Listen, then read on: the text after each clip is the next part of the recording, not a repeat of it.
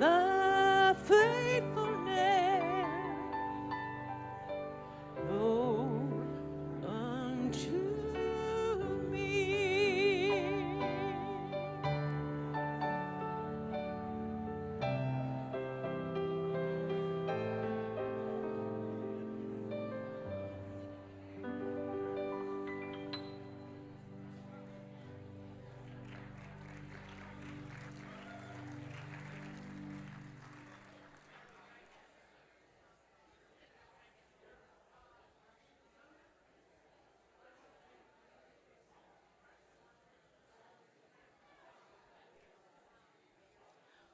See, can you see by the dawn's early light what so proudly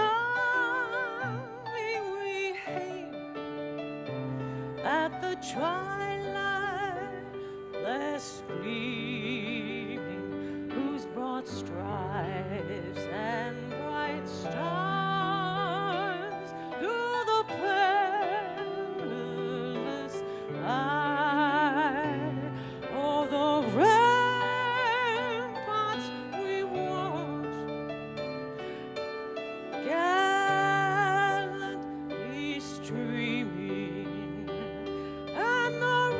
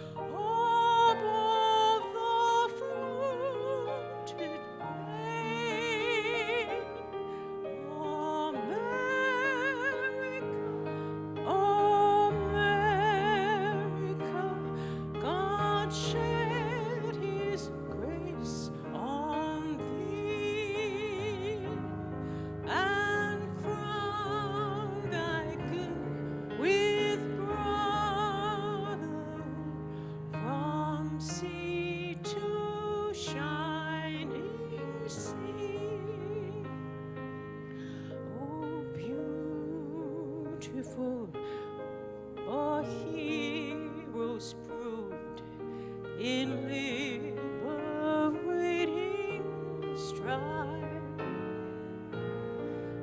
who move the sail their country loved in mercy more than life.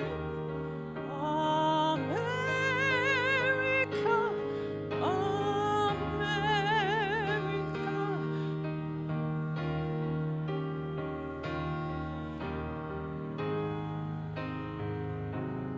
till no success be nobleness, every gain divine.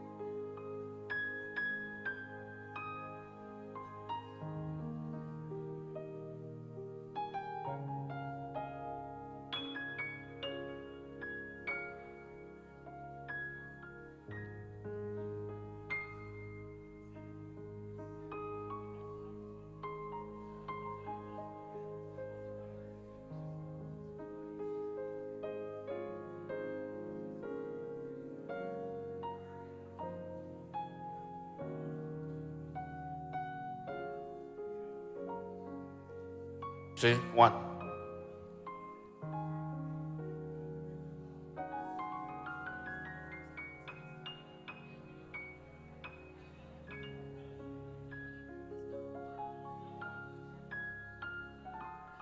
Pastor Todd is he's going to say prayers for us. He's doing all the prayer. Think about his love. Think about his goodness. Think about his grace that brought us through. Though as high as the heavens above, great is the measure of our Father's love.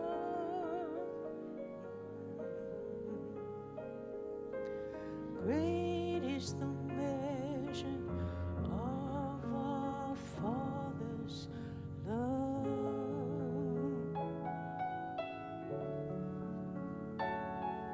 Noah, one. See? You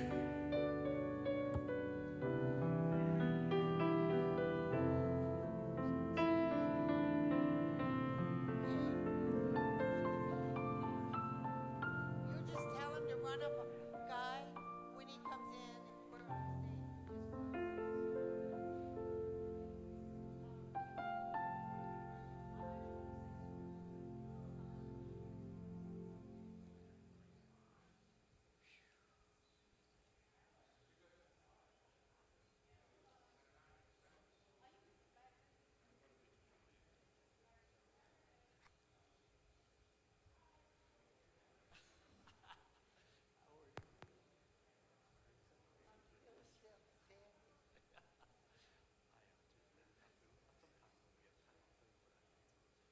I know.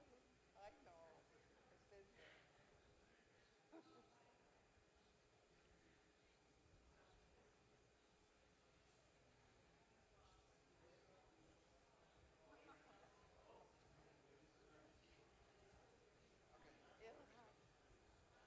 Okay, let's go.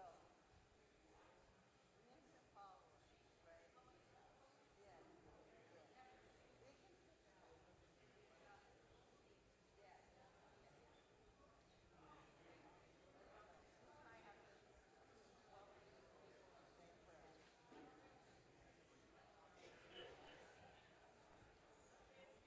morning, good morning, good morning. Is this a happy day? Oh, happy day. We love America, and we love our home state of Vermont. How many of you are from our home state of Vermont? Wow! Wow. Are we in the land of the wilderness? We've come out. It's like the sun is shining. It's wonderful. I'm so happy to see you all here. First, I have to tell you, I heard enough about Ellie last night. No need to hear any more about her. This is not about Ellie. It's a God thing. Y'all have to know that. It's a God thing. Who else would have drawn a bunch of conservative Vermonters together other than God himself?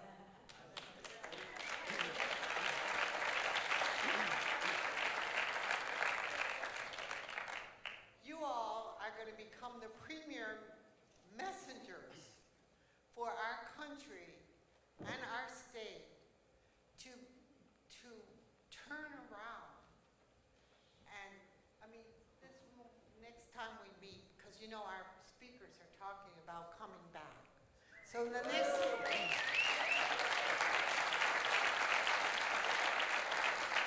And I'm not supposed to call them speakers, they're messengers. They're here to draw you out. They're not talking to people in the wilderness because we've already come out, because you're here. You're showing your face, you're going to speak up, and you're going to celebrate America. From now on, nobody, if anybody tries to tell you to shut up, what are you going to say? What are you going to say if they try to tell you to shut up? Yeah, you could. Yes. Say, you're lying to me, be gone with you. Or as Jesus would say, get thee behind me, Satan. All right? All right? So we have to be able to speak up and say, well, like Gordon Chang has been doing that for years. For years he's been speaking up about, folks, wake up. China is eating your lunch. No more, we're not going to let that happen anymore. And if you haven't listened to Eric Metaxas come out, he's lost friends just like you and I have. But what we know is they weren't friends in the first place. Right? So if you lose them, they weren't friends in the first place. You say, be gone with you. So that's all I have to say on that little thing. So think of yourselves as messengers. I want you all to do that. As a result of this, if we want to change Vermont's political climate, we have got to become the speakers. We cannot allow our opposition to be speaking for us. When they say things, when they lie to us, when they deceive us, what have we got to do? Speak louder. And use facts. And tell them to go to hell.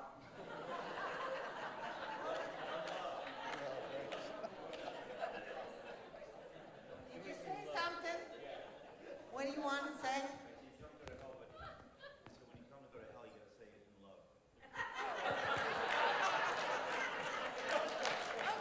Okay, you heard that from.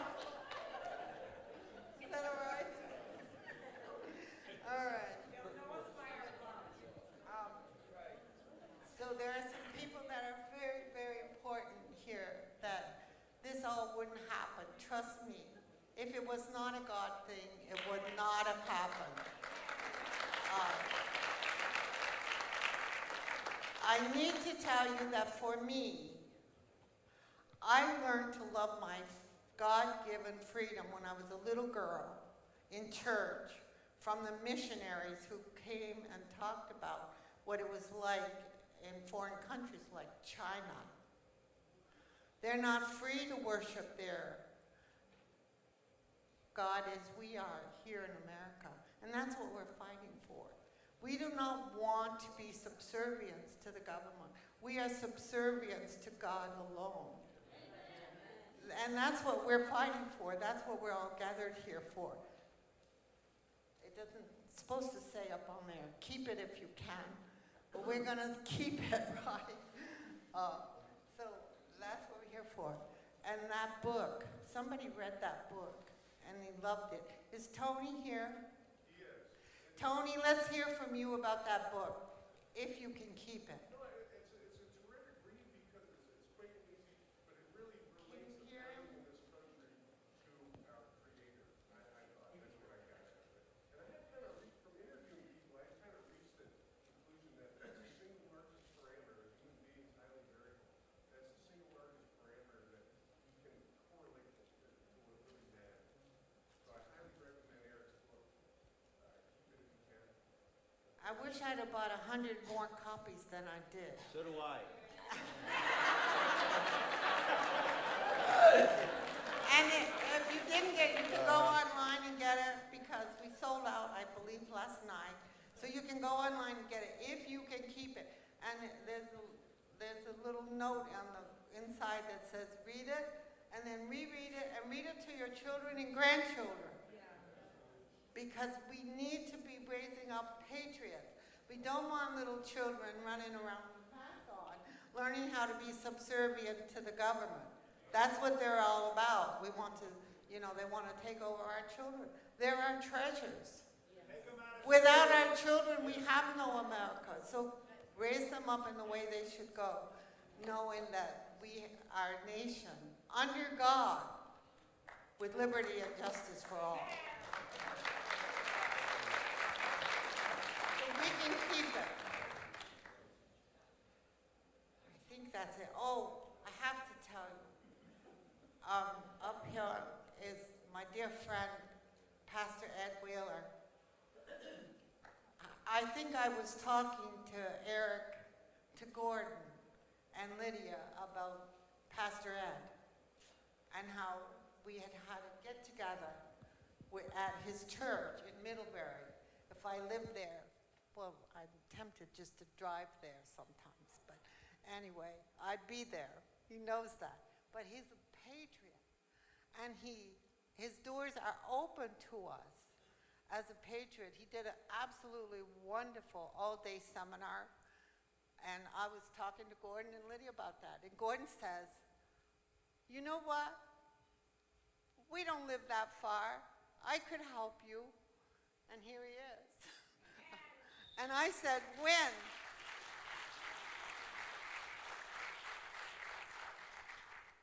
They're special. They're very special.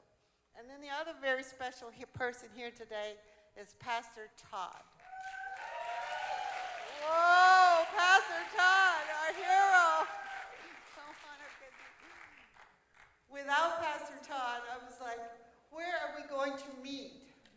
We have these wonderful people. They're willing to come here, and where are we going to meet? We started looking around in public places, and then we started saying, what if we get closed down? We get all these people, and we get closed down. And I know Pastor Todd, and I said, Pastor Todd's not going to let that happen. They tried before and they failed, so.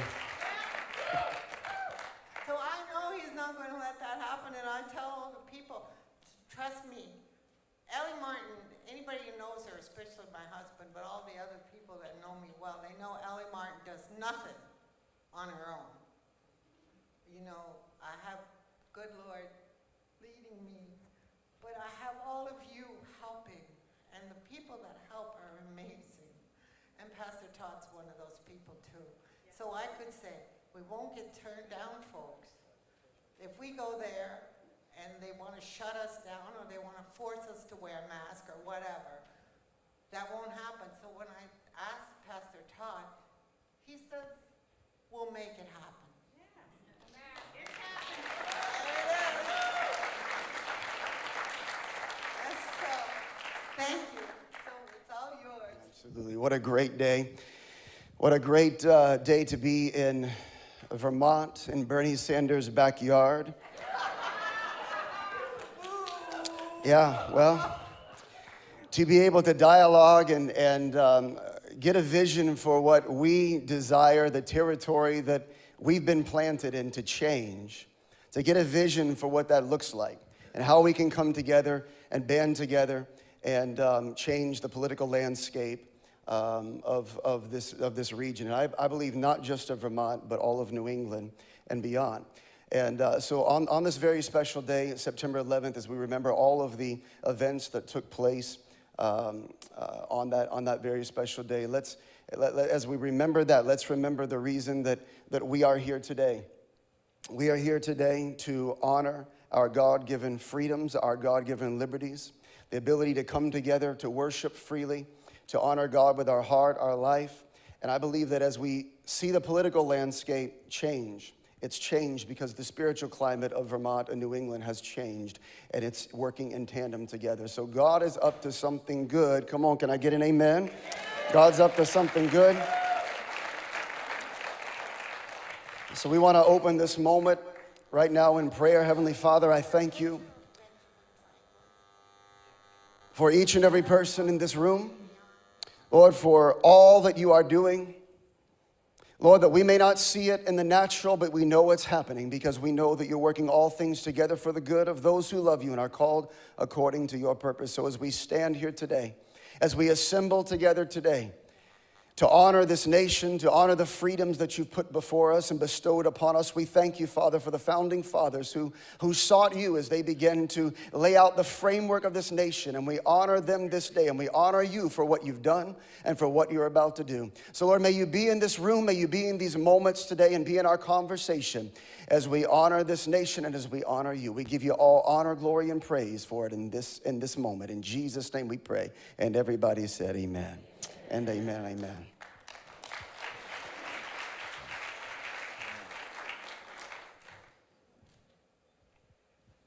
So you all know that I've been paying attention to Gordon Chang for many years. And so when I met him in the hallway at CPAC back in February, I saw him and Lydia coming down the hall. I was like, there he is. I'm going to get to say hello to Gordon Chang.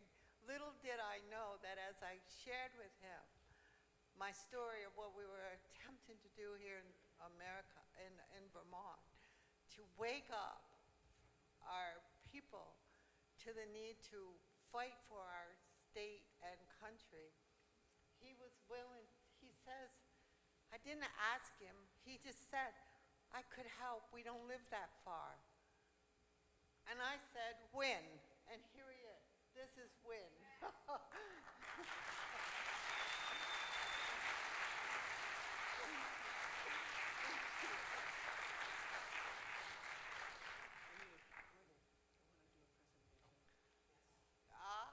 I'm Suzanne Butterfield, and I've been trying to help Ellie. She sort of takes the bull by the horn, and I'd like to give her this gift because she means so much to all of us, and she really spearheaded this event to get everyone together. And Ellie, thank you so much. This is for you.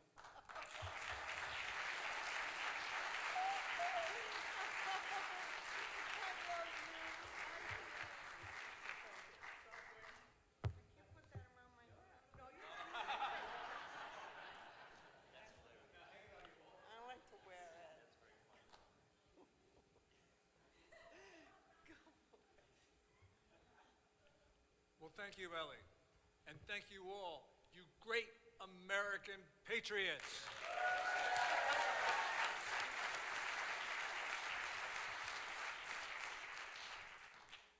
Lydia and I was driving up here yesterday, and as soon as we leave New York State, we start seeing these big mountains and hills and rivers, and we say, how can a state that be so green is actually blue?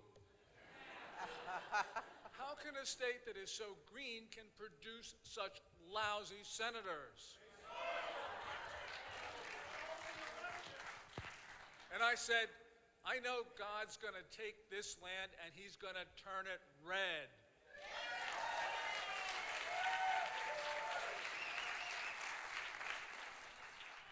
We are Americans, and we are going to take back our country. And we're going to take back our country this November and next November and the November after that. So thank you all so much for coming here today. The topic is China. And we start with a question. What does the People's Republic of China really want? We have heard Joe Biden talk about this question. We've heard a lot of pundits talk about it. But here are the facts. The Chinese regime wants to take away our sovereignty and rule the world. The People's Republic of China, they want to rule the near parts of the solar system. And yes, I know that sounds ludicrous, but no, I'm not exaggerating. With regard to planet Earth, Chinese ruler Xi Jinping wants to end the current Westphalian international system. On July 1st, in a landmark speech marking the centennial of the founding of China's ruling party, he said this, quote, "The Communist Party of China and the Chinese people, with their bravery and tenacity, solemnly proclaim to the world that the Chinese people are not only good at taking down the old world, but they're also good in building a new one." And by that, Xi Jinping meant that the Chinese people are going to reinstitute the imperial era system where Chinese rulers believed that they not only had the mandate of heaven over Tianxia, was all under heaven, but they were also compelled by heaven to do so. Now, Xi Jinping, for more than a decade, has been talking about Tianxia, but recently his references have become unmistakable. So, for instance, in his 2017 New Year's message, he said, quote, "The Chinese people have always held that the world is united and all under heaven," and there's that phrase, all under heaven are one family. And if that weren't specific enough, his foreign minister, Wang Yi, wrote an article in Study Times, which is the authoritative newspaper of the Central Party School. And this article was in 2017, and he wrote that, quote, "Xi Jinping thought," and in Communist Party lingo, a thought is an important ideological body of work. Wang Yi wrote that Xi Jinping thought made innovations on and transcended the traditional Western theories of international relations for the past 300 years. Now you take 2017, you subtract 300 years, and you almost get to 1648. And Wang Yi, with his time reference, was pointing to the Treaty of Westphalia of 1648, which established the current system of sovereign states. So when Wang Yi writes that Xi Jinping has transcended this system, what he's really saying is that China's ruler doesn't believe in sovereign states, or at least no more of them than China. And this means that China is not, as everyone will tell you, is competing with the United States and others in the existing international system. The Chinese don't even want to adjust that system to be more to their liking. What they really want is they want to abolish that system and rule the world, which means that China once again is revolutionary because they want to overthrow the world. With regard to the solar system, beginning in about 2018, Chinese officials had started to talk about the moon and Mars as sovereign Chinese territory. That's right, that's part of the People's Republic of China. They view it like the South China Sea, theirs and theirs alone. And that means that they will exclude others if they have the power to do so. And we don't need to speculate about that because Chinese officials have been talking about excluding others from the moon and Mars. Now, April of this year, Beijing announced the name of its Mars rover, and Beijing said it's Zhurong, which is, and they said, oh, it's the god of fire.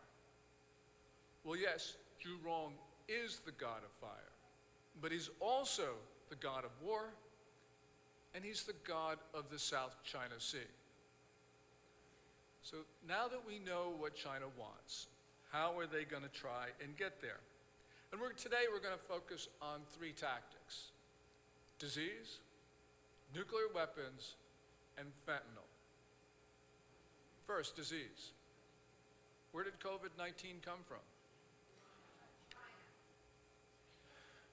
On October 27th, the intelligence community released its summary of its report that President Biden ordered them to conclude on the origins of COVID-19. The IC, as it's called, these are the 18 agencies in the US government. The IC said, well, there's two possible theories. They called them, quote unquote, plausible. One of them was a natural mutation of the disease from a bat to an intermediary mammal to a human, and the other is a lab leak. And they said they didn't have enough information to determine which one was likely, but they said both were possible. Yes, we do not have 100% confidence in the origins of this disease, but Biden doesn't need perfect knowledge to act. Because as the summary states, the Chinese state has continued to hinder global investigations. It's resisted inquiries from the World Health Organization, the United States, and others, and it continues to blame other countries to be the origin of the disease, specifically the United States. And later on today, we'll talk a little bit more about their disinformation campaigns and what they're doing to tar the US as being the source of COVID-19. Now, obviously, there's no justification for China's actions. China knows all the information, they're hiding it, and that is enough for us to act. But there are two other reasons why we should be acting on COVID-19 at this time, and each of them is sufficient justification for us to do something. So for instance, first, most critically, Chinese leaders lied about the origin of this disease. For at least 5 weeks, and maybe 5 months, they knew that this disease was highly transmissible from one human to the next. But they told the world it was not contagious. Second of all, Xi Jinping, the Chinese ruler, while he was locking down his own countries, and I know lockdowns are controversial, but by locking down China, he was telling everybody in his own mind he thought this was stopping the spread of the disease. So while Xi Jinping was locking down Wuhan and other cities around China, he was pressuring other countries not to impose travel restrictions and quarantines on arrivals from China. And of course, it was those arrivals to China that took a disease which should have been confined to the central parts of that country and turned it into a global pandemic. 4.5 million dead outside China. Now, we don't know what Xi Jinping was thinking, but if, after having seen how this disease had crippled his own China, if he wanted to level the playing field by crippling the rest of the world, he would have done exactly what he did. And this is, ladies and gentlemen, the first time in history that one nation has attacked all the others. Is Chinese communism really this vicious? Well, China has this doctrine that it borrowed from the Soviets called comprehensive national power, or CNP as they call it. And CNP really is a collection of metrics to measure how strong a country is. And of course, China, like everybody else, wants to be number one. I don't begrudge them that. There's two ways to become number one. One of them is you strengthen your own country, fair game, every country does it. Second way is you weaken everybody else. And I believe that China, trying to get its number one ranking, spread this disease beyond its borders to get that number one ranking. As I said, at this moment, we don't have 100% assurance about how this disease started. I think it was a lab leak. We can talk about this for a long time, but the point is we know what China did after it started, and that means 4.5 million deaths outside China, about 654,000 deaths in America. That's murder.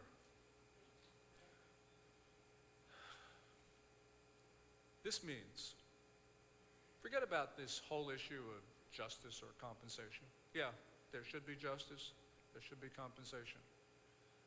But the second reason why we should act right now is deterrence. We know that Chinese military researchers are thinking about specific ethnic genetic attacks. That's the phrase they use. In 2017, the Science of Military Strategy, which is a publication of China's National Defense University, actually publicly talked about a new type of biological warfare of these specific ethnic genetic attacks. What they're talking about are pathogens that will leave the Chinese immune and sicken or kill everybody else, which means that the next bug, the next microbe, the next virus from China could be a civilization killer. That could leave China as the world's only viable society. And we must establish deterrence because Xi Jinping has just spread this disease. He knows he did it intentionally. He knows nobody's imposed costs on China. That means with impunity, he knows he can spread the next disease. And the next disease might be the end of our country. That's why we have to impose those costs now. Even if we don't have perfect information about origin, we know how this guy spread it. Second tactic, nuclear weapons. Recently released satellite imagery shows that China is building about 345 silos in 3 locations, in Gansu, in Xinjiang, and Inner Mongolia. We know that these look like they're big enough to take China's DF-41 missile. DF-41 has a range of about 9,300 miles, which means it can reach any part of the United States. Each DF-41 can carry 10 warheads. This means when you count all of these, and if they fill all of these missile silos, if they can count all of these, 345 times 10 would give China far more warheads, deployed warheads, than the United States has. We're limited by the New START Treaty to 1,550 warheads with Russia. China's not a part of that treaty. This is an existential crisis. Because when you count these silos, when you count China's sub-launched missiles, when you count China's missiles on mobile platforms, they will have, perhaps in a year or 2, more warheads than the United States, and in 2 years, they probably will have more than us. What does this mean? It means that China no longer wants what's called a minimal deterrent. This is the notion among policymakers that you just have enough nukes so that no one's going to attack you. China is now looking for a war-fighting capacity with its nuclear weapons, which means it wants to intimidate other countries, specifically the United States. And indeed, when China's new ambassador, Chang, his first major speech about a week and a half ago, he actually talked about the use of China's nukes against the US. Third topic, fentanyl, something we can't forget about. Fentanyl is one of a dozen of opioids, synthetic compounds made in Chinese laboratories. It's smuggled into the United States through Canada. The Chinese gangs are now setting up shop in Vancouver, have for some time, but they're now flooding the United States with fentanyl across our undefended southern border. So China's been working very closely with the Mexican gangs, not only to give them the compounds for this, but also to launder the money. These days, the major money laundering gangs in the world are Chinese, and they use Chinese state banks. Now, of course, the Chinese make fentanyl and related opioids to be more addictive, and they also constantly change the compounds so that we cannot detect it as it comes across our borders. Nobody can make fentanyl in China in these large gangs, and these gangs are large and they are international. Nobody can conduct this type of operation without the Chinese state knowing about it, because China runs a near total surveillance society. And this means, among other things, that China's national intelligence agencies know about the fentanyl gangs, approve of them, and probably profit from them as well. Last year, there were, we think, about 53,000 American fentanyl deaths. Those are deaths directly related to fentanyl use, as well as fentanyl mixed with cocaine and methamphetamines. 53,000 Americans last year. We should count them as murder. Let's end with a question. Can we continue to cooperate with China? Last September, UN Secretary General Antonio Guterres said that we, quote, must do everything to avoid a new Cold War. He then said, quote, we are headed in a very dangerous direction.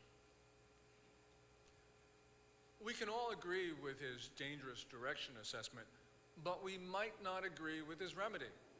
His remedy is multilateral cooperation. Now, Guterres was speaking at the ceremony marking the 75th anniversary of the founding of the UN. And it was a pretty somber event because multilateralism, which is the core ideology of the UN, is failing. Countries are bypassing that organization because they realize it cannot provide security. Pretty much the same thing happened in the 1930s when the predecessor of the UN, the League of Nations, was in operation.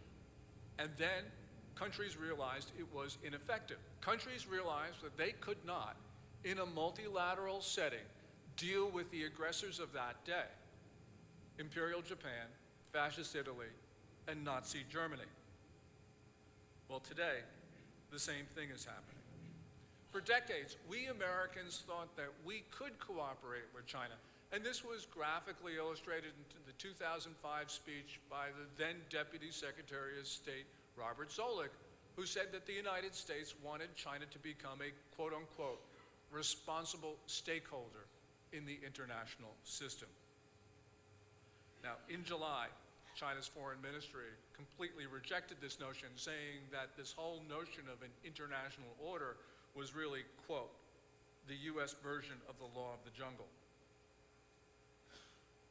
We really shouldn't be surprised because Min Shinpei, a political scientist, came from China after the Tiananmen massacre. Min Shinpei was saying that you can't expect a highly authoritarian or totalitarian regime to maintain a liberal international policy because it is just not consistent with an illiberal political system. They just don't mix. Now, this is partly a reflection of Chinese communism, which idealizes struggle and indeed is one that makes its leaders insecure. Our relations with China are even more tense than China's relations with others because China is deathly afraid of the United States. They realize that we have a great inspirational impact on Chinese people, the same Chinese people that they are repressing and which they are afraid of. So it's not about us. We know that the Biden administration has made great efforts to try to work with China. For instance, we had our Secretary of State, Antony Blinken, our National Security Advisor, Jake Sullivan. They went to Anchorage in the middle of March. China's top 2 diplomats came here. It was a disaster. Wendy Sherman, the new Deputy Secretary of State, she went to Tianjin at the end of July, met her foreign counterparts, Chinese counterparts, didn't work. After both of those events, China launched malicious disinformation campaigns against the United States. And this is what the Chinese want. They weren't interested in dialogue, they were interested in staging this for propaganda purposes. Thursday night of this week, President Biden calls Xi Jinping. The Chinese, a few hours ago, they start issuing all of this propaganda about how Biden initiated the call, and that showed that China had the upper hand because the United States needed China's cooperation on a series of events. The Chinese are not interested in dialogue. It's unfortunate, but tension with Beijing is inherent in the nature of the Chinese political system. It is not about us. Let me end with a personal note. My dad, and people who were here last night may have heard some of this. My dad came from China, arrived in the United States in 1945, February, just before the end of the war, at the port of San Pedro in California. He came here to study because he had a Chinese nationalist government scholarship, so he went to Cornell. This is the American dream, the subject of today's talk. My father came here He didn't have very much, but he learned English by reading the New York Times and the Wall Street Journal with me sitting on his lap. He became a civil engineer for a public utility, but took early retirement at the first sign, and he then started a small takeout restaurant, which became a much larger one. He bought a building in his downtown Madison, New Jersey, where he lived. He then renovated, and he started the renovation and the rejuvenation of that city's downtown. He came to the United States, he lived here, and he lived here. He never gave up an opportunity to vote. He never gave up an opportunity to tell my sisters and me that China was his birthplace, but America was his home. A generous country let him stay here. So I want to thank you today, patriots, for this exceptional country. God bless you all. God bless the USA. Thank you.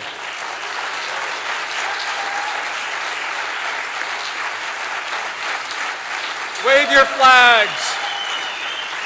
Wave your flags. Thank you so much. And thank you, Ellie.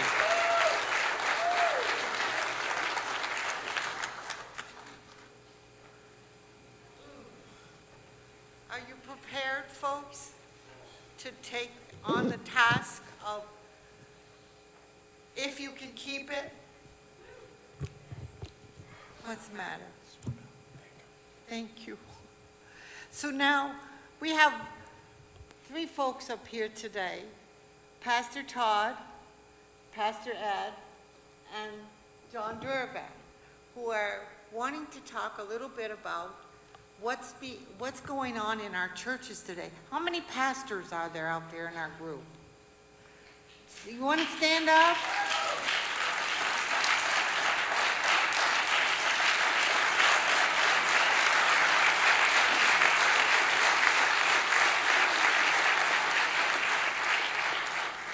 Listen, I want to tell you that we aggressively went after the pastors throughout the state of Vermont. We aggressively did that and asked them to be here. Well, we have a few brave ones, especially Pastor Ed, Pastor Todd, and John Durban, who I met John when I was out flag waving for Trump. Yeah.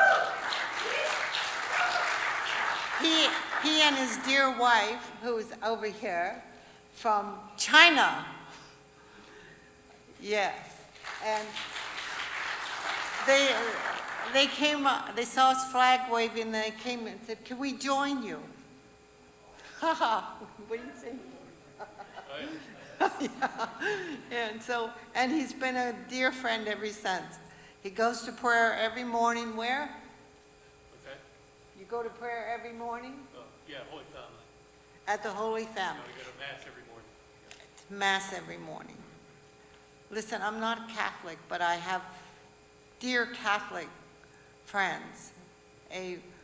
One that I used to say, this is years ago, folks, when I was doing something like this, not as big as this, but he was always there for me. He gave me money, lots of money. I used to say, "You're a voice crying in the wilderness." People would walk out of his congregation. Well, we got to change that, folks. We've got to change that. And these folks can do that. So I'm going to let Pastor Todd take this over as far as talking about what's going on in our churches with Gordon and with Eric in Vermont. Correct? Yes, absolutely. Well, it's been an interesting almost couple of years now. But God is faithful, and as we begin to go, many of you saw the media challenge us and attempt to shame us, which is ultimately what it all boils down to. When I was having a conversation with Dr. Levine, refusing to close, he said, "Well, the only other option you've given us is to hold a press conference and to let everybody know that you are not doing what we've asked you to do. You've refuted the mandates, and you're doing your own thing. And I said, well, just remember, if you do that, we have cameras, we can buy airtime, we can print in the media as well, and we can go on social media to refute everything that you say. So if you really want to go down that road, we'll go down that road too.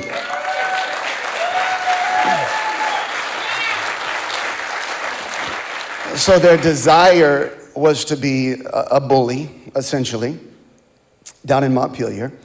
And when they realized, and it helps to have a constitutional attorney. I love Chris Ann Hall. She and JC are amazing. And it helps to have their support in the middle of all this as well. We were up till 1, 2 o'clock in the morning while the health department, while Dr. Levine's office, the Attorney General's office are sending emails, and this is real time. I mean, they're legitimately there responding. And when all of this happened, and we got to the point that we said, you know what? I said, you can take our 501c3. I don't care. We don't need it anyway. It doesn't matter. You can take whatever you want to away, but we will not give up our freedom to worship. And you are in...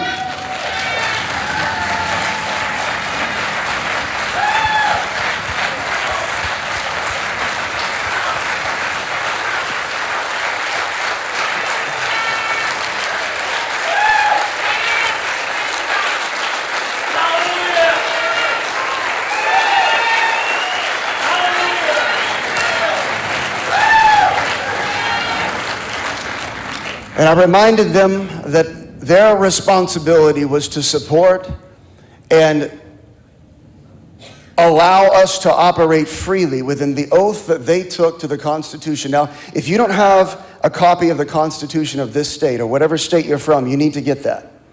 Because I was able to open that and say, you violated this, this, and this in your mandates. Therefore, you are in violation of your oath, and your mandate has no power. You know you have no authority, so we're going to continue to meet, and there's nothing you can do about it. So we had support of local law enforcement. And after they saw that what we were doing and we talked, they said, you're good to go. If we hear anything else from Montpelier, we'll let you know. But as far as shutting down, we feel comfortable with everything that you're doing. Continue to move forward. We need to have great relationship with law enforcement. We need to support them, pray for them, and have continual conversation with them. And make sure that we have, As we look to where we are right now in 2021, as we look to what China is beginning to try, this virtue signaling, this morality, social program that they're putting in order, where if you do certain things that the government deems to be virtuous, they're going to give you a lower interest rate on your loans, or they're going to do all of these other things that they can say, well, because you've done what we did, we're going to support you. And if you don't do that, we're going to publicly shame you.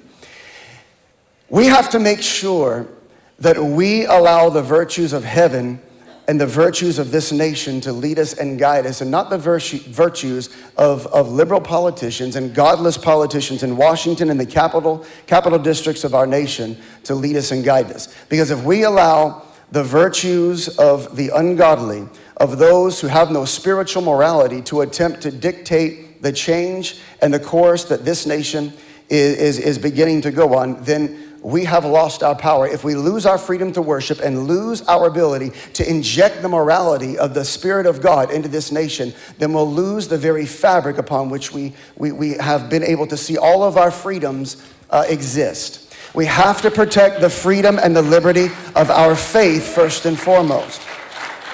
If we don't do that, I'm talking in your workplaces, in your schools. We just started homeschooling again, but we still pay school taxes, so we still have influence, come on, in our school districts. So you've got to make sure that we are representing our faith in all aspects of life. It's not just inside the four walls of the church. It's outside the four walls of the building is where we've got to be impacting the culture. No matter what the pushback is, no matter what the heavy-handed nature of the government looks like, and whatever area you're in, wherever you're from, we have got to stand for truth and righteousness so that we can push back on this liberal idea that the government can mandate all areas of your life, but it will not affect the worship. We will stand for truth, we will stand for righteousness, and make sure that the freedom that we have to worship is never taken away. We've got to make sure we never lose that. Somebody jump in.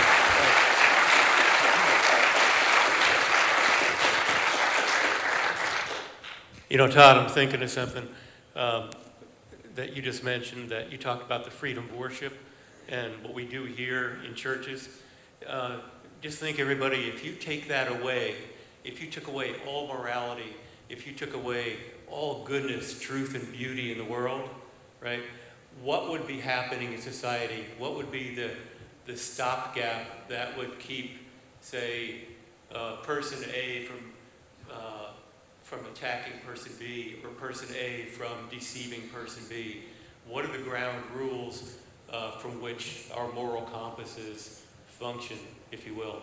So part of the ground rules that they function on is what we do here on Sundays in various churches. The messages that we hear, and then we are compelled by God's grace to go out there to the rest of the world and people in our lives and interact with them in such a way that we behave kindly, we behave with generosity, we behave with honesty, open honesty. What you see is what you get, okay? So that's just one of the dimensions of religious liberty, which is really just freedom for worship, freedom for public prayer, freedom to go out there and be yourself and express yourself in the marketplace. And of course, there's freedoms that we want to be careful that we don't dictate to others, you know, and forcibly mandate others what we want, because then that starts to cross the line over into exactly what communism and Marxism is, compelling you to do something you don't want to do, okay? So that's sort of, there's a lot of flip sides to these issues, and this is just one of them, but I just wanted to capitalize on what you were saying about what we come here on Sundays to do, and then go out and bear that message with the rest of the world around us, namely our families, friends, and associates in the workplace, even in stores, in line. If you're standing in Hannaford or Price Chopper in line, sometimes you can just conjure up a conversation with somebody that you hit it off with, and your faith will come out, if you will, if you let it, you know. And there's this belief amongst people that, oh, I don't want to talk about religion, or I don't want to bring that up because it's, I don't know, maybe I don't want a virtue signal, you know, that kind of thing. But I think if you do it authentically, and I don't want to get too far from the beaten path here, but I think if you do it authentically, you'll convey who you are, and that's how the message is done. Sometimes it's just by insinuation, you see, just by being who you are, being a kind, generous person, and that's the effect we have on the people around us. Amen? Yeah.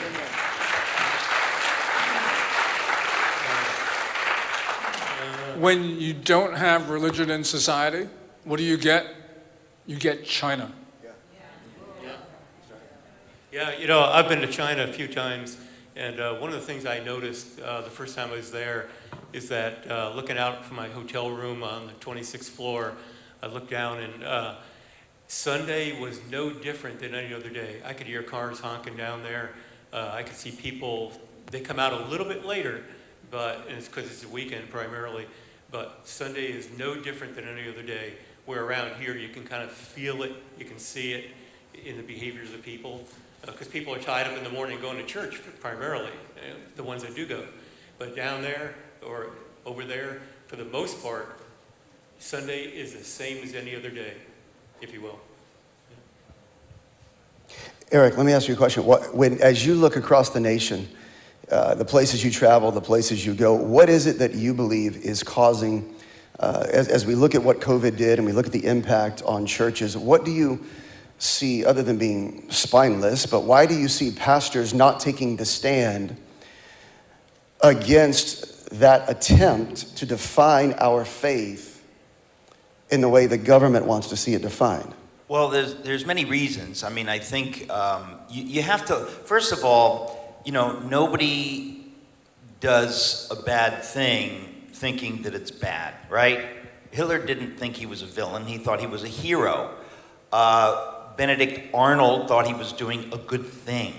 And so I think we have to understand that many people do what they're doing because they have a deep misunderstanding. Now, it doesn't make what they do any less evil or wicked or harmful, but this is classic in the church, right? In other words, if you have bad theology, why did the German pastors, and when I wrote my Bonhoeffer book, I had no idea, or at least I didn't think, I hoped, that things wouldn't go in that direction as dramatically as they have in America. But it's astonishing to me, and I think the Lord called me to write the Bonhoeffer book prophetically for the church today. It wasn't some brilliant idea I had. It was the Lord's idea to prepare the church today to say, you see what happened here? Now, why did the German church do what they did? Why did they not stand up against Hitler? Why?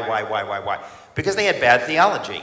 We all have some kind of bad theology. And by the way, bad theology is satanic. Like, just in case you think, well, it's just bad theology. Yeah, bad theology is satanic, and it can be used very powerfully for Satan's purposes against God. So what's the bad theology that we have in America? Well, we have the same theology a lot of the Germans did, slightly different. Fighting is not Christian. Well, when you do not stand up against a bully, I mean, look, you don't need to watch sermons. Watch TV from the 50s and 60s, you know. Watch Chuck Connors and the Rifleman teaching his boy about standing up to bullies. It's basic stuff. Well, those ideas have gone out of the culture, and Christians have been the most guilty of saying that being nice is my theology. Well, if you're being nice when someone is being evil, I don't think Bonhoeffer actually said it, but it's attributed to him, silence in the face of evil is itself evil. So you think you're doing a good thing by being quiet and nice or compliant, and the fact is, biblically speaking, you're doing evil, but you're pretending not to be doing evil because it looks nice, it looks religious. So you have a lot of pastors and a lot of Christians in America today who actually believe that it's important to be nice no matter what. And you think when Jesus said turn the other cheek, there's a defiance in that. Like, you slap me and I look at you and I say, well, do it again because you can't harm me. I'm going to stand up to you. I'm not going to comply. I'm going to fight for what I believe is right and true, because we don't fight for ourselves, we fight for others. So when you see people in America having terrible theology and thinking that being a fighter is bad, they actually, I mean, I get this question all the time when I talk about Bonhoeffer. It's like, how can a man of God get involved in a plot to kill Hitler? It's like, yeah, how can an ordained pastor do that? Like, if you're not serious about God, well, you can be in the military or you can be a cop and carry a gun, but Christians, we would never do that. They don't understand that not all killing is murder. When David killed Goliath, that was not murder. That was not murder. When we fight in self-defense, when we deputize cops to protect the innocent or whatever, we don't rejoice in violence, but people have really bad theology. And when I hear somebody like you talk, I think, praise God. Even in this part of Vermont, you have people who deeply get it, speaking from the pulpit. I'm not trying to, blow smoke, because there aren't many. And when you have somebody who gets it, it's like, wow, thank you, Jesus, because people need to hear what you were saying. And I'm telling you, the number of Christians in America who don't get this, now, of course, many do, but I was with, who was I with? Sean Foyt, some of you know. I'll be with him later today in D.C., which is why I have to leave here at 11.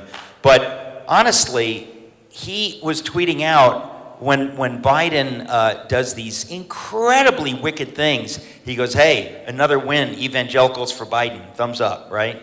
Like, all of this really sick stuff that comes out, you think, evangelicals for Biden. They thought they were being nice. They thought Donald Trump is mean. And this basic idea, this misunderstanding that when there is evil, you're obliged to fight. You're obliged to give your life. You're obliged to be heroic against evil. And somehow that heroic, manly virtue has gone out of the culture. We saw firefighters and policemen run into the buildings 20 years ago today, at this hour. What is that? That's the agape love of Jesus Christ. Whether they know it or not, this manly virtue. I'm going to give my life for strangers. That's the agape love of God. It's heroic, it's muscular, it's beautiful. That's gone out of the culture. And most sadly, it's gone out of much of the church. So you need to really support pastors and churches that are preaching this.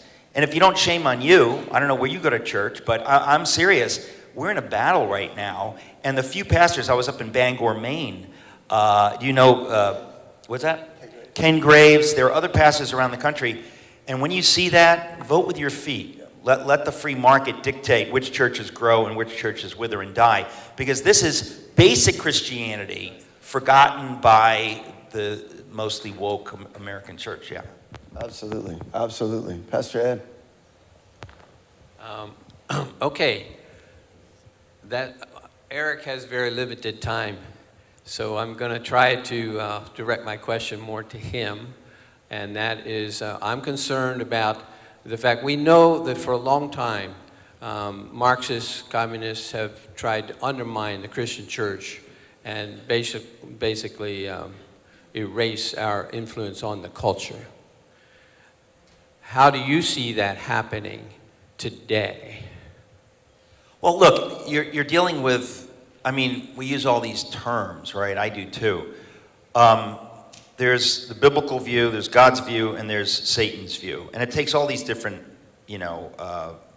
it moves in various different ways. But at this point, you could just say it's cultural Marxism. In other words, if we are not willing to fight the atheist murderers who head up the Chinese party, part of that is because we have already internalized a culturally Marxist view that says, well, maybe I'm not going to champion murdering Uyghur Muslims, but neither am I going to do a damn thing about it. I'm not even going to talk about it. Somebody on this platform is wearing glasses that have a tiny Nike symbol on them, right? Now, everywhere we go, the NBA, Nike, Apple, whatever it is, these people have made choices. We need to wake up and to begin to understand that every penny you spend, okay, people say, I don't have a voice. You've got billions of dollars that you, people like you and me, spend every year. Many, many billions of dollars. The economic power we have is astonishing. If we were to say, all of us, okay, Nike has turned a blind eye to slave labor. Can you imagine if somebody said, this is being made by Jews in the ghetto? Right. You gonna buy it? It's 5 cents cheaper. What do you care about the Jews? You'll never see them. You'd know that's immoral, that's sick. That's happening today. We buy Chinese products, we buy this or that. We have the power in America to demand, Trump was doing this, to demand, hey China, you want our money? We've got a lot of money. You want to trade with us? Here's what you need to do. This, this, this, and this. And any company, you want to do business in China, you need to do this, this, this, and this. If you don't, we're going to put you on a list. We're going to work against you. We've got a virtue system. We don't like slave labor. And you're going to lose in that pecking order. We as a nation have unbelievable power. And when you have people like Joe Biden, or I always get it, is it Adonijah? Usurper, I always forget, but he's not actually the president. But the point is, you have people leading. Yeah, well, the beauty of it, it's a free country. I can say whatever I want. Come and get me.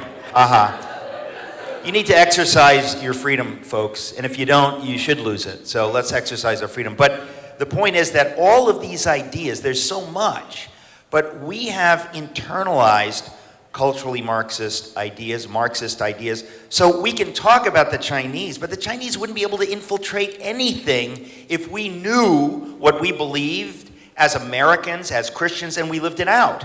So if you don't, you're not really prepared to push back, and you kind of let them do that. Listen, in the cultural elite world in which I've lived since I had the privilege of going to Yale, okay, suddenly I learned it's not cool to be patriotic. I was at some event, someplace where some years ago, and they sang "God Bless America." I got tears in my eyes. I thought, I've never been in a group that does that. That kind of patriotism has gone out of fashion in the cultural elites. That alone makes it very easy for Marxist ideology, which is, look, it's brutal atheism, folks. It's not like neutral. It's brutal atheism. It will crush anything that stands against it. It's about power. It doesn't believe in God or freedom or being made in the image of God. That's all out. And they will take every advantage. In this country, we, and the church has been complicit, we have allowed them to do that because we have lost cultural confidence in what we believe. We don't believe in our values and whatever. We used to believe that in the Cold War, but over the years it's been worn down. We understood godless communism hates people. It's not about an ideology, it's about they hate people. They hate people made in the image of God. They hate the idea of God. They think of us as nothing. It's the Nazi view. It's the same view. You can call it whatever you want. Our view, a biblical view, and the view of Americans traditionally has been utterly different than that view. But unless we live out that view and teach each other that view, and that's why I wrote my book, If You Can Keep It. Like, you can't keep it if you don't even know what it is. You have to know what it is. You have to celebrate what it is. All that pushes back against any of these ideologies, which are all satanic, anti-human ideologies. And so China is just a tool in Satan's hands. So it's up to us, really, to live out our faith. And by the way, we always talk about freedom of worship. Freedom of worship is nothing. Freedom of religion, okay? You think that they're really worried about what you do in this building for a couple hours on Sunday morning? No, what they're worried about is that what you do in this building for a couple hours on Sunday morning, you may dare to take it outside this building the rest of the week. Freedom of religion means living out your faith, the freedom to exercise your faith everywhere you go. We have been cowed and silenced and quieted, and we think that's being respectful and being nice. You're letting evil triumph, folks. Everybody out there, everyone who hates you, they're made in the image of God, and they are hungry for what you have. They may not know it yet, but the more quiet we are about any of these things, we have allowed them to grow in the same way we've allowed China to get away with this. It's in a way simply because we are not deeply, fully, robustly living out our faith in a self-sacrificial way. So if you feel slightly embarrassed about talking about God or anything like that, I just want to say that has to end yesterday. Yes. It has to end yesterday. Don't be a jerk, okay? Be kind and loving. But you know what you can do too? You don't even have to have a political conversation. Just say like, can I pray for you? Yeah. Very few people will say no. And if they say no, you can still pray for them.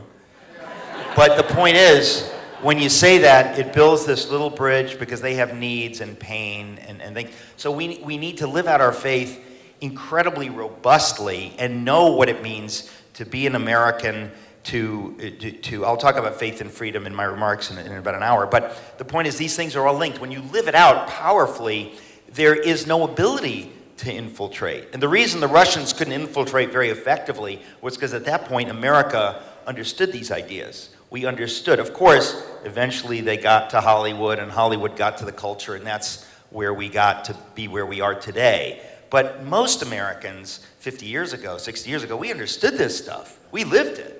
We couldn't imagine a world without it. That has changed over time, and it's because of our inability to live out our faith in a strong way that we have opened the door to all this infiltration. So yeah, it's very real. So would you say it's more passivity on the part of the church, or is it just spiritual forces, or are there actually actors? For example, Hillary Clinton grew up in a very conservative home, but she was converted to socialism by the youth pastor of her church. Look, I mean, at the end of the day, what does any of it matter? It's just all the same stuff, in whether it happens this way or that way or this way or that way. It just doesn't matter. I mean, it's kind of like saying, what brought down Rome? Was it the Visigoths, the Vandals, and what's the other one? And the Goths? Or was it the decadent, valueless Romans? Which was it? It was both. The Visigoths, the Vandals, they'd been around before they were able to do any damage, but when Rome was weak, they came in. It's their job. That's what they do. They come in when they get the opportunity. We have opened the doors. we need to be, able to withstand any of it. So of course, the devil doesn't have like one way that he works. If he can use corruption, self-interest, if he can use the sins of Hunter Biden to blackmail the father and to weaken the father from pushing back against China, just 2%, they'll take it. If they can do business with Hunter Biden and the Biden family and throw $1 billion their way, do you know how much that $1 billion buys China? Like $1 trillion. Like it's the cheapest expense ever.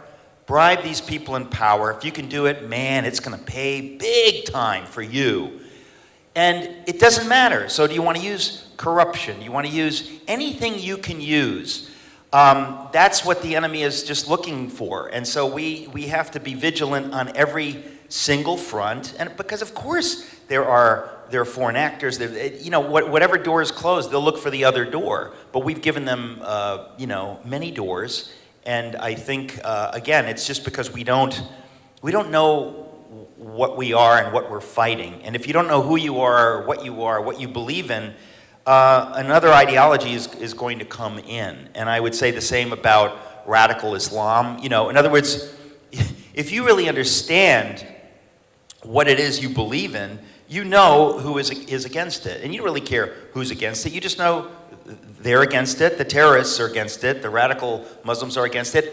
And because they believe in this demonic God and they believe in killing for their faith, whatever. And then the Chinese, they are atheists. They don't believe in any God. What does it matter, folks? We know that anybody that sets himself up against the God of the Bible in any way is setting himself up against the God of the Bible, whether it's through militant atheism or whether it's through radical Islam. It really doesn't matter. So I think we have to really understand it's about what we believe, and anything that comes against it is an enemy of God's. And the details don't matter. So we need to worry about the details, but it's not about the details.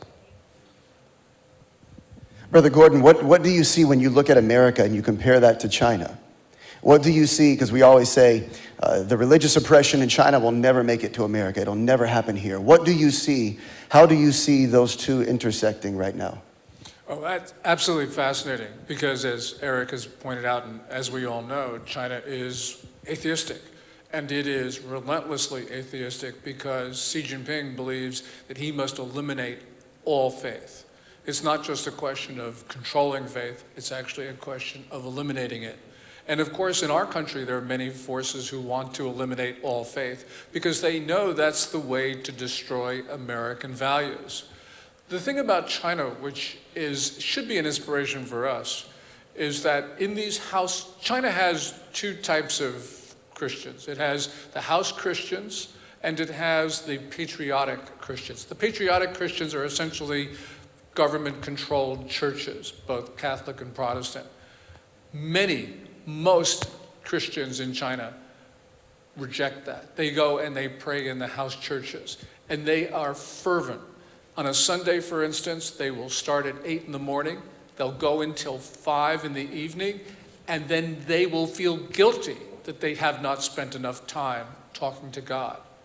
And that is, for us, I think, the way that we should be. For us, it's very important because it's our faith that is going to protect us from all that we've heard this morning about attempts to control religion, control worship, control faith in general. So for us, this is something that we have to see what China has done, what North Korea has done, what these other godless regimes have done to try to destroy the faith in society. And we can't let it, because it is the church which is our last line of defense. Excellent. Yeah, I guess if I were to chime in on that as well, I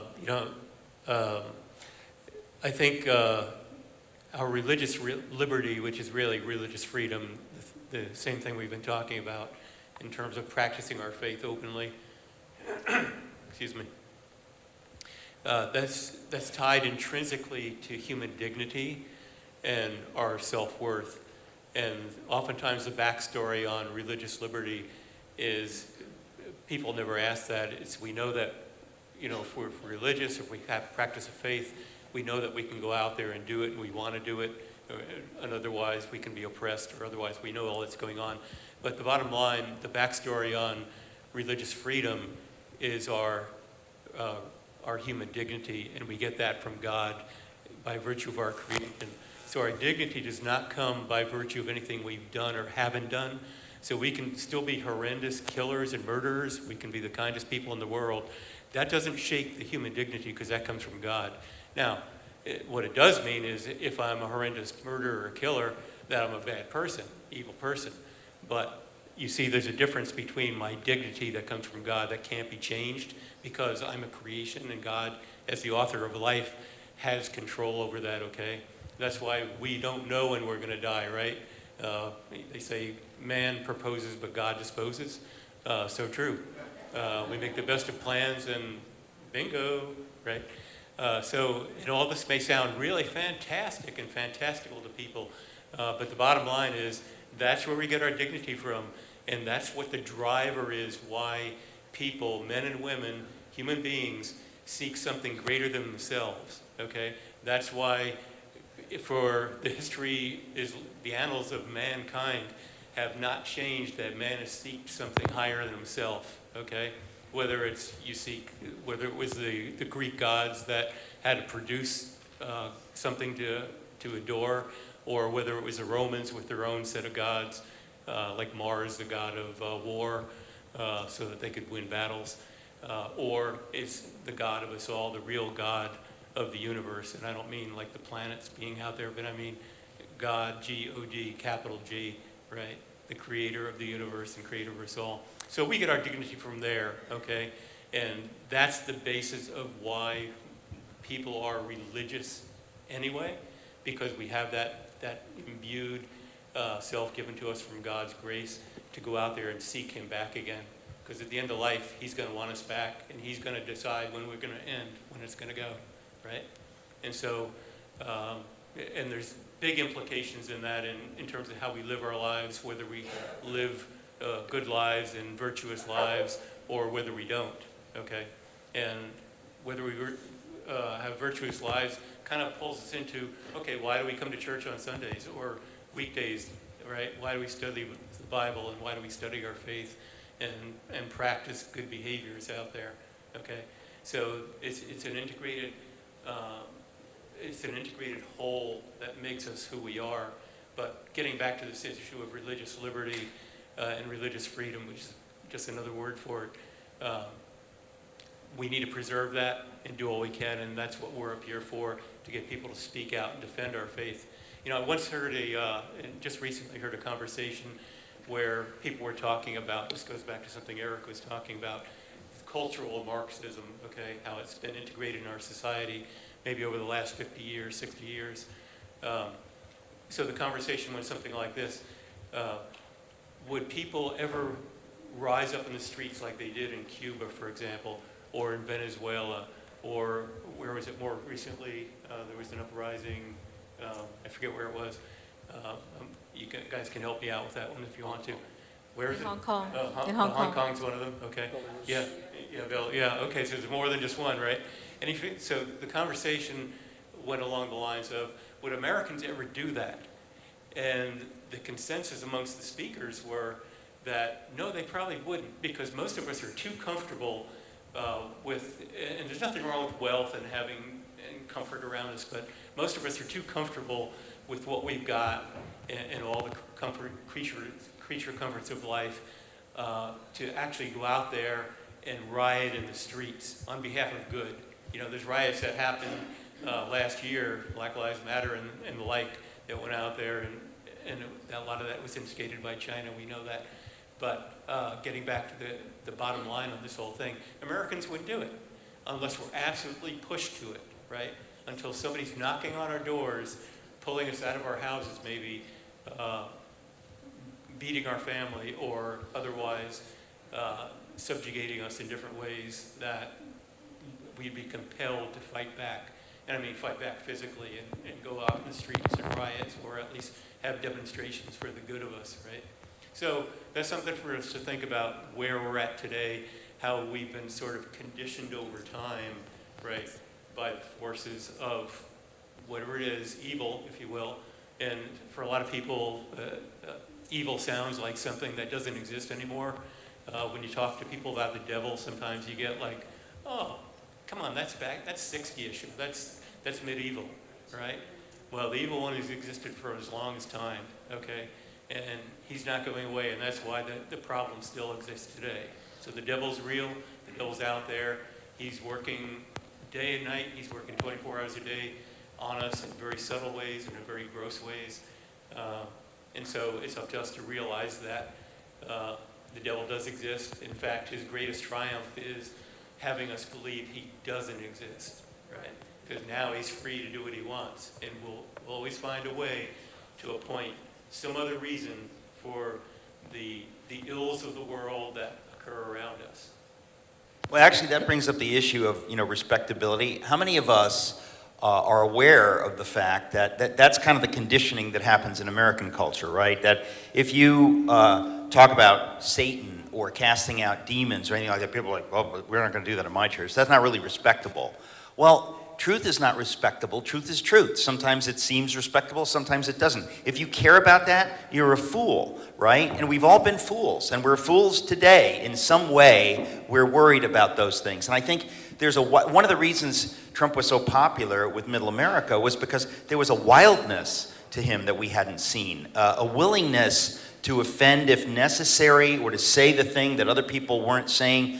We need to recover that sense of wildness in the church and in the United States, and not to be worried about, I don't want to say that. I remember Tony Blair came out as a Christian after he left office because he said, oh, I don't want to be, perceived as a nutter. I guess that's the British term, right?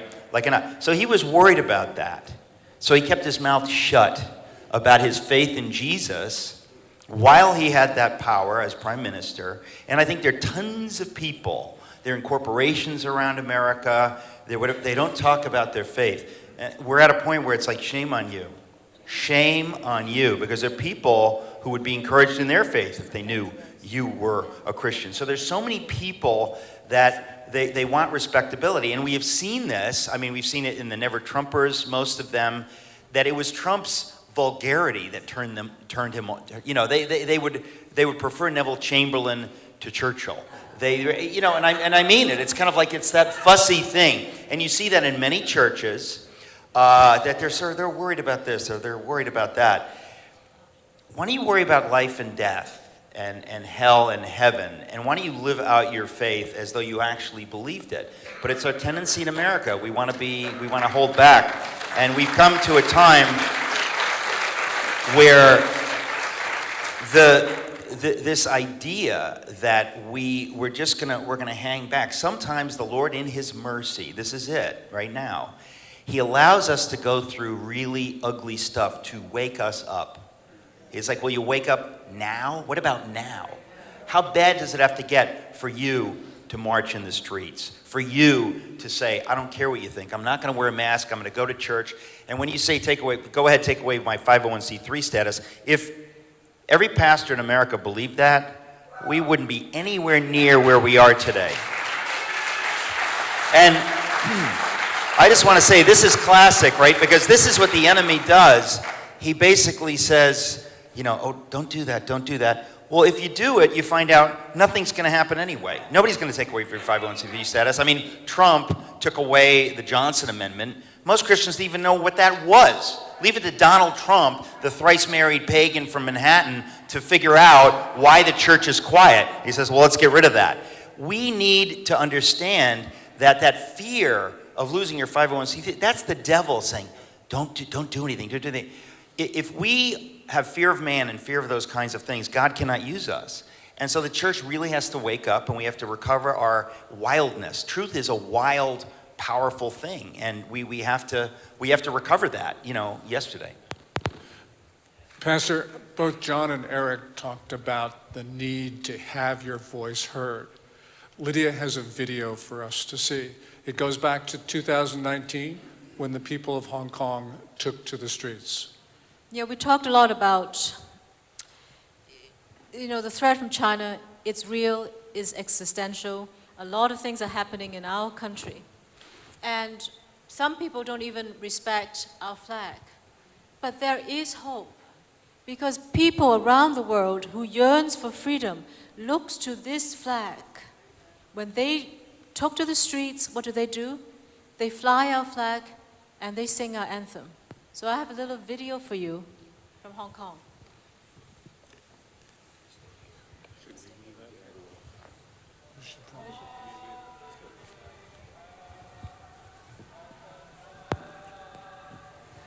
after this you say, let's honor this flag, fly it, defend it, let the people hear us, we hear them.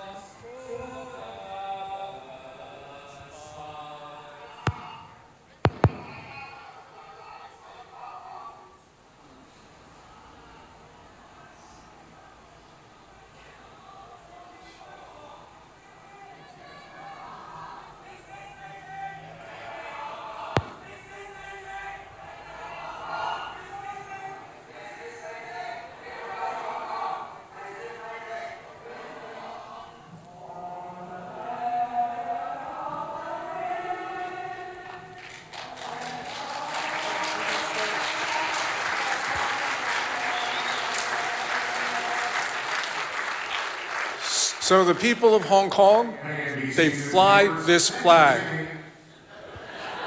They fly this flag. They were speaking to us. So let them hear everyone in this room. USA, USA, USA, USA, USA. Thank you. God bless America.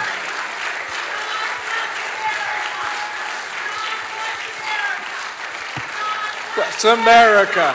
God bless America. God bless America. God bless America. God bless America. God bless America.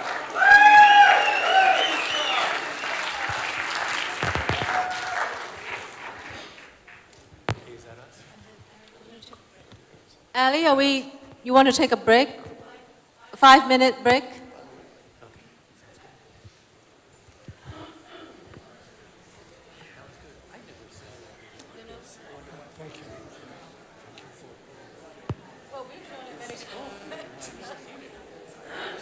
Yep, Eric's going to speak now.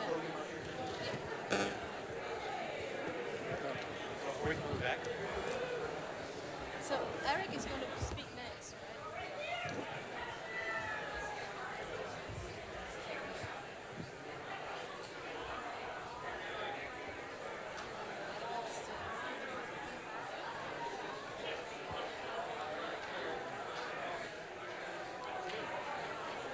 It was a good session.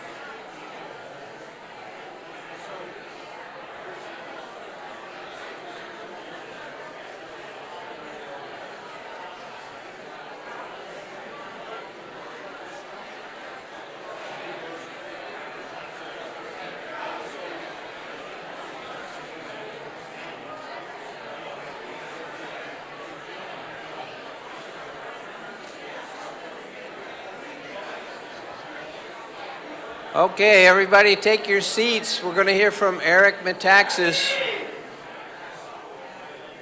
Please take your seats. Eric just has a little bit of time left, and we want to hear what he has to add to this very important event. Can't hear me? Okay, I'll try that again. Everybody take your seats. And Eric Metaxas is going to come and share with the remaining thoughts while he has to leave at about 11 o'clock. So let's give him all the time we can. Please take your seats.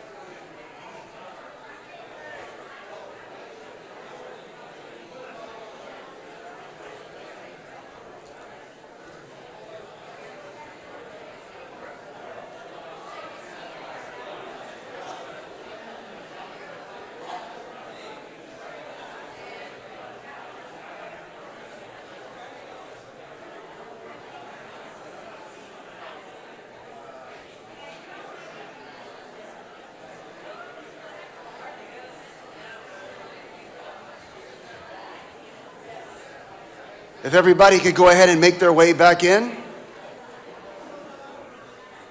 Everybody in the lobby.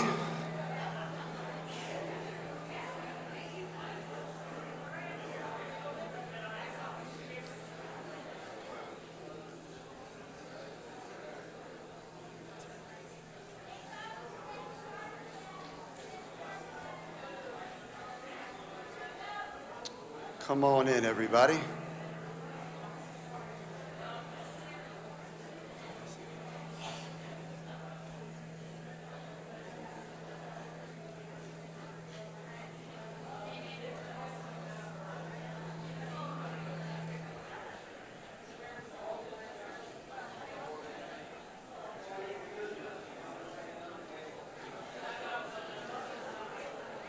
Everybody enjoying their time this morning?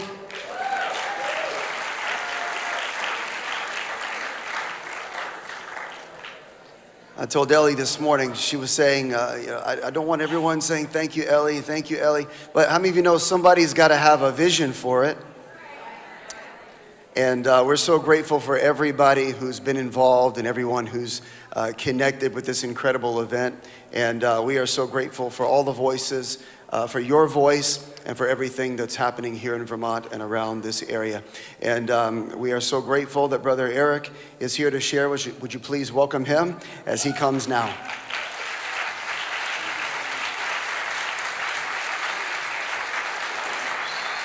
Thank you. Wow. Praise the Lord. Praise Jesus. Hallelujah. So this is being videotaped, right? So is this going to be available someplace, Ellie? Is it? It's on the website live right now. It's on the website. What? It's live on the website? Humana.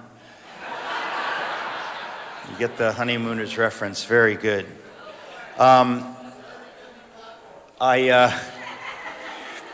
The reason I have to leave here in about a half hour or so is because I'm flying to Washington, D.C., because at 6 o'clock tonight, there's going to be an event on the mall in D.C. Some of you heard me say this last night. Sean Foyt, who heads up the Let Us Worship, they worship all around the country. That guy is a total hero. And when you get to know him, you can't even believe what a hero he is. It's just beautiful. And he and I, some of you heard this last night, but we went 2 days ago to meet with Donald Trump. And he met with us and we recorded a message that we're going to play it tonight at this event on the mall in DC. And we're anticipating like literally 40 to 60,000 people. It's an extraordinary thing that it's the 20th anniversary of 9/11, and the Park Service didn't have any dates for Sean Foyt to do any events. They said, well, we have a September 11th and 12th. And he said, well, I think I'll take it. And so we wanted to give the president an opportunity to speak, so we went and recorded him. What an extraordinary thing to meet with him. And, you know, if you meet him in person, you realize he really is like a racist monster. It's pretty incredible, you know, to see it up close, to see what a mean racist monster he is. But hey, there's grace, there's grace. So, no, he was so gracious. It was like almost funny how sweet he was.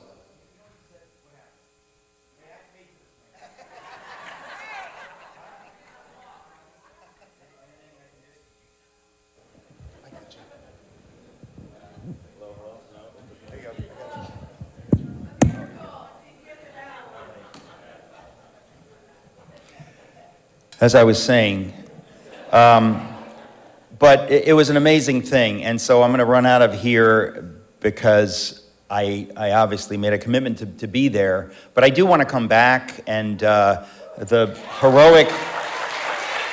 Listen, let me be honest with you. It is my joy, it is my honor. I don't just say that. What a joy to be with you, to see who is here. And you know, you've been activated, okay? Some of you were already activated, but God is doing something. Things have to get really bad sometimes before we say, okay, now it's time to wake up. Now's that time. When Paul Revere rode, it was a heroic moment. It's time. And what a joy to be alive when you get to be in the battle for truth and freedom and for God's purposes. There's nothing more wonderful. It's a wonderful opportunity. And here we are. And God will use us. There is no question about it. And so I really just wanted to talk about a couple of things today.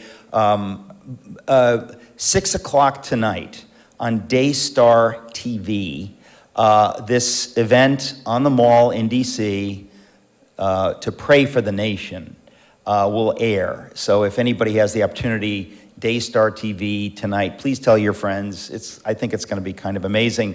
After Trump speaks, which will be obviously a videotape, I will speak, and I'm not sure what I'm going to say. So I ask you sincerely to pray for me, that the Lord speak through me tonight, because I want to say exactly what he wants me to say. But it is about prayer for the nation, because at the end of the day, I mean, it's never an either or thing, right? If you think it's an either or thing, you don't get anything. You don't get it. We're supposed to pray and to act, okay? Whatever you're doing, you're praying as you're doing it. You don't just say, well, we've got to do stuff. Well, of course you got to do stuff. But if you don't do it in the strength of the Lord, you're an idiot. You know, it's like climbing up a ladder, and then you find out it's leaning against the wrong building. Like, your effort really was wasted. So we have to do both. But sometimes you need to say to people, but hey, you need to pray. The Lord hears your prayers. Don't doubt that. It's part of this idea, the secularization, the cowing of the church, that, there's nothing you can do. The Lord of heaven hears our prayers. And he has allowed these terrible things to happen to get the church on her knees to pray. And we are praying, and we need to keep praying and fasting. And I put it in Trump's speech, actually, to have him say that Sean Foyt, and we're calling the nation to 21 days. This is not just to pray tonight. It's to call the nation to 21 days of prayer and fasting, whatever that means. But God hears our prayers, and he wants us to pray because he wants to involve us in what he wants to do. He doesn't just do it. He says he wants to involve us, so he calls us to pray. And I believe firmly that his hand is still on this nation, and that what happened to Germany in the 30s, which I wrote about in my Bonhoeffer book, is God's way of telling us through my book, this will happen to you exactly unless you learn this lesson and don't do what they did. If you do what they did, this will happen. But he gave us this lesson to wake us up and to say, okay, so the church was silent. The church says we're not going to get involved politically. The church said blah, blah, blah, blah, blah. It was all bad theology, out of the pit of hell. It led to the murder of millions. That's what bad theology can lead to, folks. Like, we really need to get right with God on every level. Because if you're off by a little bit, it can lead to horrible things. And so right now, we need to be aware that the infringements on our freedom, it's all the same source. It's all satanic. And it really doesn't matter, does it come as paganism? Does it come as atheism? Does it come as woke Christianity? What does it matter? It's all the same stuff. We have to live out our faith. And whatever battle or part of the battle God calls you to, you go with the Lord. And I really do think that we're at that point. So God is calling us to pray. And I believe in response to our prayers, there's going to be a shaking. I believe the corruption in D.C. and around this country will be and is being revealed. Folks, pray to that end. Pray. Do you understand what it would mean to this country if we discovered clearly that Donald Trump won in Arizona and another state? Now, why would anybody not want us to know that? Doesn't that tell you everything? So please pray to that end, because you want, when these things happen, you want to say, I prayed for that. The Lord allowed me to participate in that. What a privilege that is. But I do believe the Lord's going to use our prayers. There's going to be a shaking. I think, nobody wants to be up against the Red Sea with the Egyptian army coming down on them. Nobody wants that. But if you want to see God's hand part the Red Sea, sometimes he will maneuver you into that place. So you cry out to him in desperation, knowing there is no hope apart from him. That's called reality. And sometimes he gives us the gift to see that reality. And we're at such a time, I think, and it's a blessing to us. I want to talk about the theme of my book, If You Can Keep It. I know that there are no copies left here. So I want to say specifically, shame on you, Ellie Martin.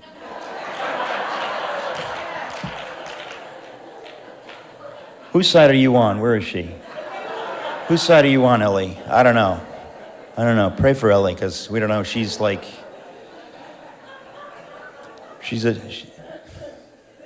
so stupid. I love it.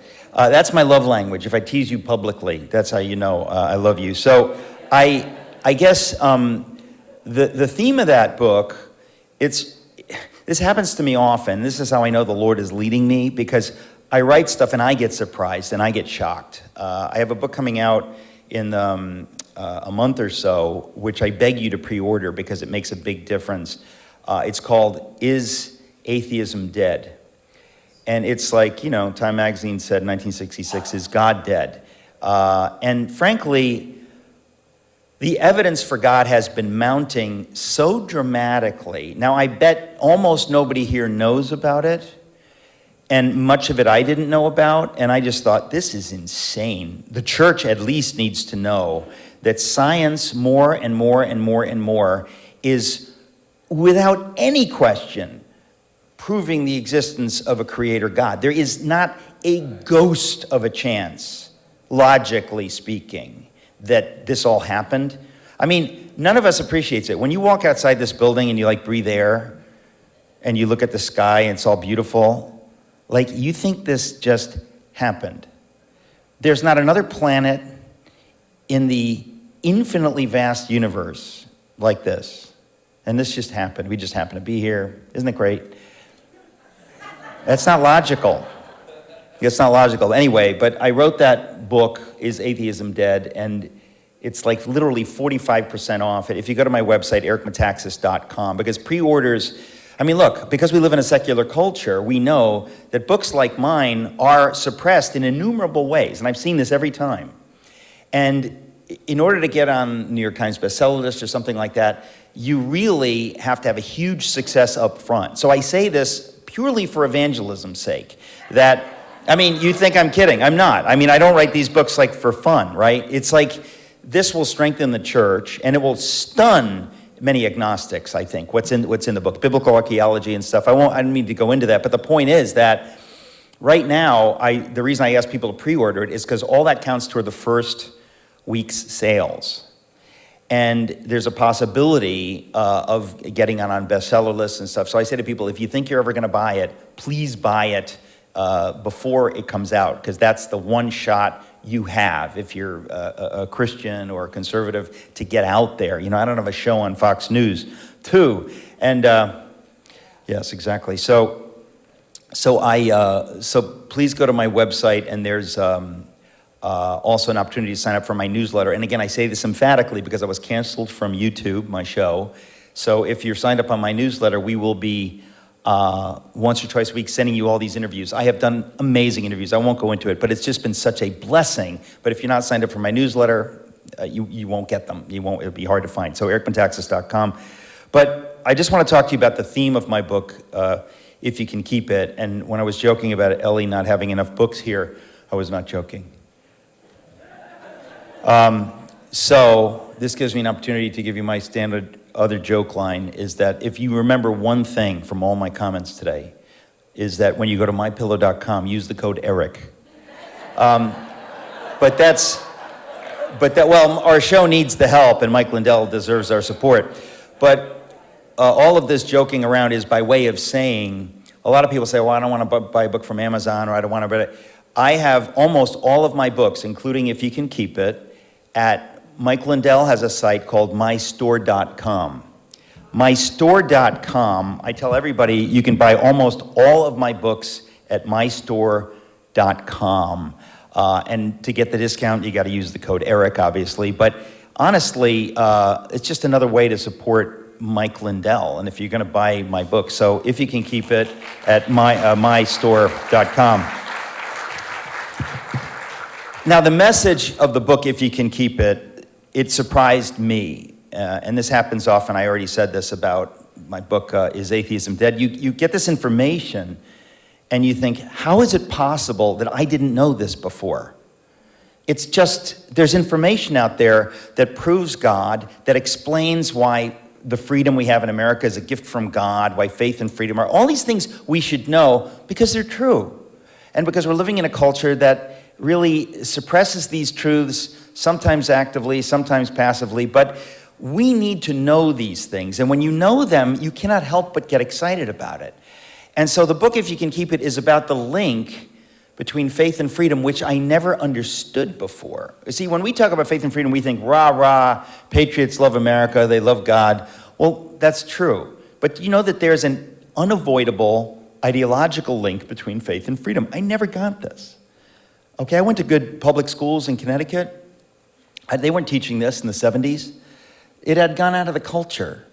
And then if you had picked it up, and you go to a school like Yale University, you will unlearn it like in a semester, right? That's their job, to take your parents' money and to teach you cultural Marxism. So when I discovered these ideas, I just went about nuts. I said, I've got to tell the world. Now, I stole the principal idea from my dear friend Os Guinness. He came up with this concept. So I'll explain the concept, and then I will, I'll mention the concept, and then I'll explain it. The concept he calls the golden triangle of freedom. Now, the golden triangle of freedom is simply this, that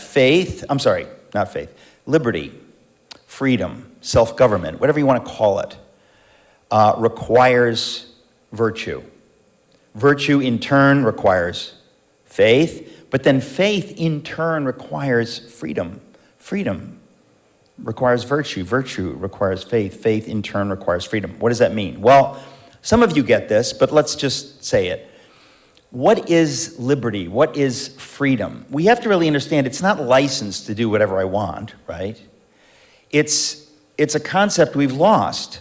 It's the idea that I can govern myself, we can govern ourselves. We do not need people to govern us. We don't need a tyrant king, we don't need a tyrant bureaucracy, a deep state. We are free, and we can govern ourselves with complete freedom.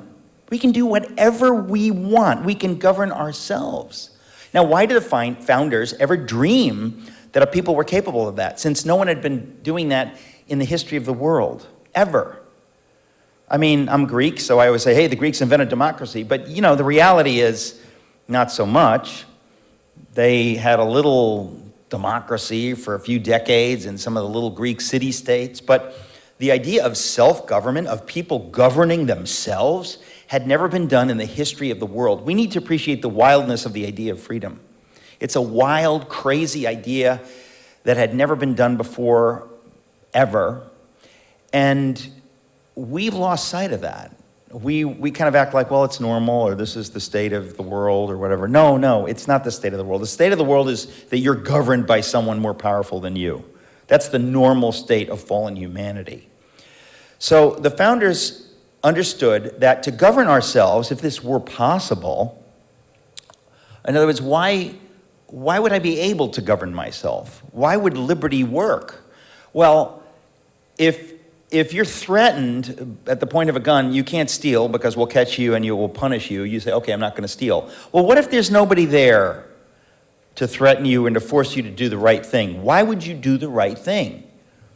If you have virtue, you'll do the right thing when nobody's looking because you believe it's the right thing. So all of the founders, everyone, Franklin, Jefferson, every one of them, not a handful of Christian founders, every single one of the founders understood that the kind of freedom that they were talking about, this unprecedented, insane idea, which probably wouldn't work, but we're going to try it, that idea depended on a moral population, a group of people who, by and large, understood that we're going to govern ourselves, we're going to do the right thing, we're going to be virtuous, because we don't want somebody telling us what to do, so we're going to do it without being told. We're going to do it out of our virtue to do what is right.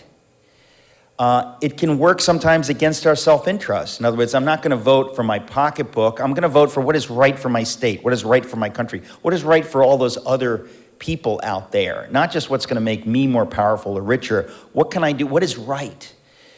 That's a crazy idea.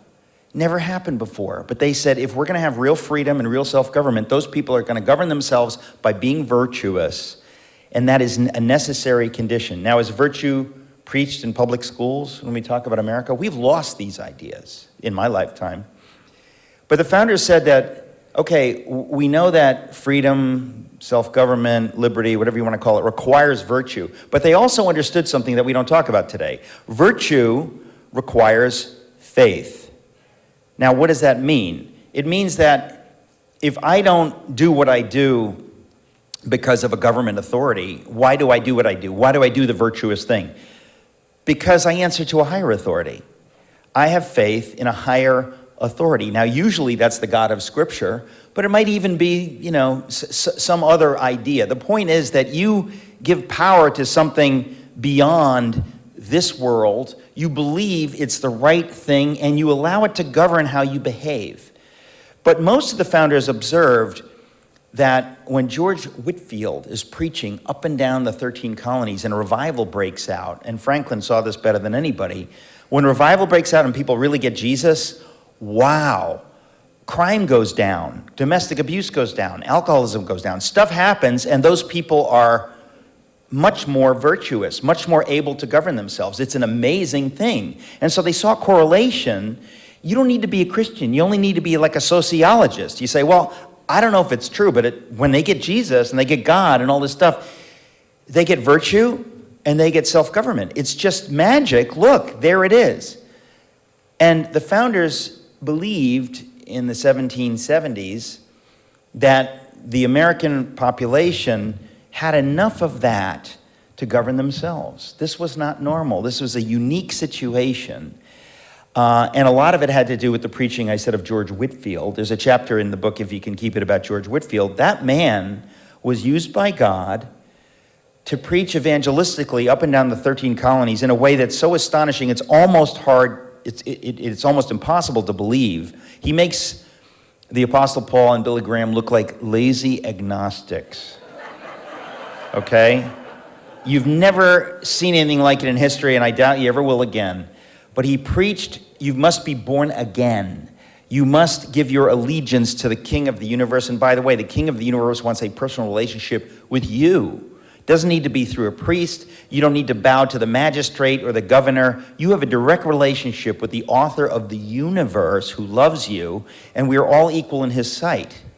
Now that idea leads to American-style egalitarian self-government, right? You say, we don't need a king. No king but Jesus. We answer to him, and then we're going to elect people to do our bidding. We answer to him, and we're going to elect people. They're going to work for us. We're going to be the government. We, the people, are the government. Now, that's the fundamental reality of American-style self-government, but we've forgotten that. And over the years, there's been this kind of congealing and accrual of bureaucracy and government that is less and less in touch with us. And that's bad, folks, okay? That's just antithetical to the founders' vision. So the founders said, freedom requires virtue. Virtue requires faith. But then faith, in turn, requires freedom. What does that mean? In other words, imagine and say, well, you got the magic formula. Freedom requires virtue, virtue requires faith, so we're going to force everybody to have faith. We're going to force everybody to go to church. We're going to force everybody to blah, blah, blah, blah, blah. Once the government forces that, we cease to be free. So the founders understood that it doesn't work on that ideological level, but also practically speaking, if you force people to go to this church or that church, their faith will not be real. They're just once again being governed by another authority. It's just the church, state, authority, whatever it is, but they're not self-governing. In order for this magically to work, faith has to be free. So we cannot have the establishment of a religion. The government can't get behind one view or another. The people have to be completely free to believe what they like, to live out their faith as they like or don't like. So you want to be an atheist? Great. You want to be a Christian, a Buddhist, that kind of a Christian, that kind of a Christian. You are totally free. And they believed, as we believe in the free market, that the cream will rise to the top if we're lucky. There's no guarantee. That's what freedom is. But the only way it might work is that way. And so the government has to be utterly agnostic on this question of faith. It cannot push atheism. It cannot push Christianity. It has to let the people choose freely what they want to believe, whether they want to believe, how they want to believe. It's a radical idea. It's freedom. And they understood this is the secret sauce. And this is the only way it can work. We don't know whether it will work. But because there's no guarantee, that's what freedom is. So we, the people, are obliged to keep the republic. So Franklin, when he was asked, leaving the Constitutional Convention in 1787 by Mrs. Powell of Philadelphia, Dr. Franklin, what have you given us, a monarchy or a republic? The people literally didn't know what they had done in Independence Hall in the summer of 1787 because this had never been done before. I mean, when they won the war in 1783, we know that it didn't go very well for 4 years. They hadn't really quite worked it out. They actually needed a stronger federal government. Can you believe that? It was so weak. It was so dispersed. So they thought, can we pull this off? It's never been pulled off in the history of the world. Let's see what we can come up with. And we know that they went through hell trying to make this happen in that summer. And that it had to be the hand of God that allowed them to have compromises and to work out things, because in the natural, it really doesn't make sense. There's a reason these things don't happen in history. But by God's grace, they were able to figure it out. And so it wasn't some kind of a soft monarchy or some kind of, they actually were able to put together a constitution which enables us potentially to be free. So Franklin says, when she says, what have you given us, a monarchy or a republic? He says, a republic, madam, if you can keep it. If you can keep it. No one can force you to keep it. So it's on you. So freedom has a price. You have to live it out, because it doesn't live itself out. The Constitution cannot keep itself. Nothing, freedom, there's this conundrum, the paradox, I should say, of freedom, right? Is that if you behave freely, you can be free. If you don't do anything, you will slowly be governed by others. And that's what's happened in America. That's why we have the deep state. That's why we have a gigantically bloated federal government bureaucracy. This is what happens when you kind of hang back a little. This is kind of, it's like you got to clean the oven once in a while. You got to keep up the thing. Otherwise, it gets worse and worse and worse. And at some point, you're like, it's over. It's not working. That's America, folks. And so I feel like at the precipice, God allowed me to kind of get this. And so I put it in this book. And I thought, if every American understands what's in this book, and it's the easiest of all my books to read for sure, we will be different. We will understand, like, oh my goodness, I have to do something. It's kind of like having to live out your faith. I mean, if you're a fool, like the German church was in the 30s, they said, it's all about grace. Well, do you know what grace is? The costly grace of Jesus dying on the cross. It's not just about like, hey, God's got it. I'm a big sinner, but the Lord covered it. He took care of it on the cross. That's really sloppy, and you clearly don't get it. If you understand what it is that you have, this gift, it is such an infinitely beautiful, valuable gift. You will be humbled and changed, and you will want to do anything you can in response, gratitude for that gift. Well, freedom is remarkably similar to that.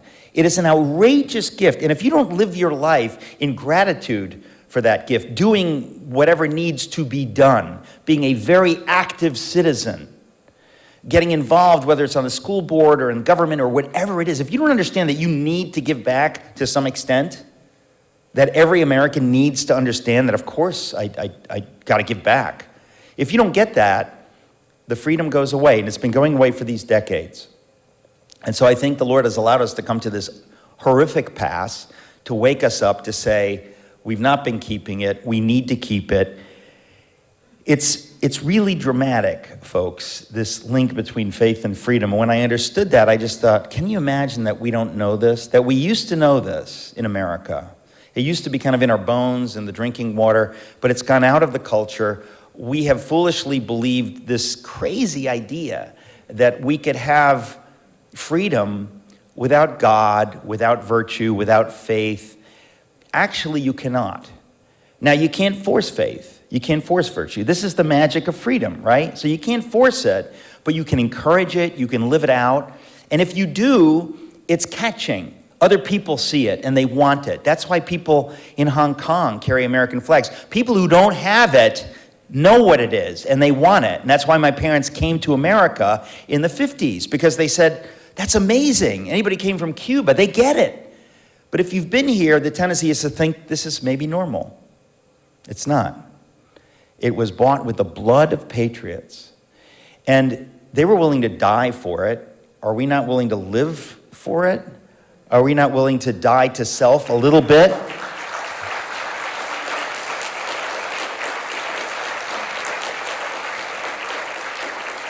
There's so many bad ideas in the culture. I mean, I even remember this 20 years ago at 9/11. It was already baked into the culture and the cultural elites in places like Yale. When people said, God bless America, there were voices that said, like, well, what about the rest of the world? What about God bless the rest of the world too, right? Well, of course, you jughead. Like when somebody says, hey, God bless you, it doesn't mean everybody else can go to hell. That's not the idea. So when you say America first, it's kind of like, if we cherish this freedom and keep this freedom, keep the republic, it grows. Okay, socialism and communism is about a zero-sum game. Okay, you win, we lose. A rising tide lifts all boats. If you believe in truth and freedom and the God of Scripture, when I say God bless you, there's a part of that that blesses everyone beyond you. It's the love of God. And so if you truly love anything with the love of God, you are through that loving every good thing in the universe. There's this paradox of the love of God. So when you say God bless America, you're not saying all the other countries can go to hell. When you say I'm proud to be an American, I'm proud to be of Greek ancestry, I'm proud to live in Vermont, I'm proud of my hometown, whatever, you're not saying all the others can go to hell. Pride, if it's not overweening, sickly, is beautiful and good and of God. But we've bought into this idea that, well, it's not about us. Therefore, the only fair thing to do is to be globalist. Well, can I tell you, folks, globalism will be good when the whole world is effectively American and free. Then I'm happy to be a globalist, because these ideas are for the whole world. So it's about these ideas, and it's not about our borders, it's not about our DNA, it's about these ideas that God wants the whole world to be free, but he can't compel it. But he starts with one country, and we export those ideas. And people in Hong Kong and Cuba, there's a reason, they built a replica of the Statue of Liberty in Tiananmen Square. Because they get it, because they don't have it, and they see it, and they get it. And so we need to understand that to love America is a beautiful idea. And if somebody says to you, well, what about the other countries? You say, well, that's the whole point. We are blessed to be a blessing. This country was created by God, not for us, but that we could be a beacon to the whole world. That they would look to us and say, how can we get what they have? What do they have? When Alexis de Tocqueville came here in 1826, he said, what is this? This is wild. How are the Americans so free? And then he figured out, this is crazy. It's because the churches are unbelievably robust. Faith is it's on fire around the country, and it goes hand in hand with freedom. Where faith was compelled in France, it was antithetical to freedom. And so therefore, the French Revolution was anti-church. They were enemies because it wasn't free faith. It was a total misconception. But in America, they got this magic formula. It's beautiful. Freedom and faith and virtue, they feed on each other and they create something beautiful. He saw it because he came from France. He came here. He said, this is amazing. Sometimes you need fresh eyes to see something. And I really think that that's part of what is happening in America today. When it begins to go away, as it's doing, you begin to see, what are we losing? Oh, that. How do we lose it? This way. What do we do? A lot.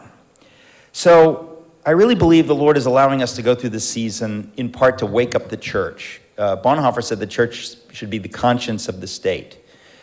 I have to go, but I want to say that, we should be the loudest voice for the persecuted Muslims in China.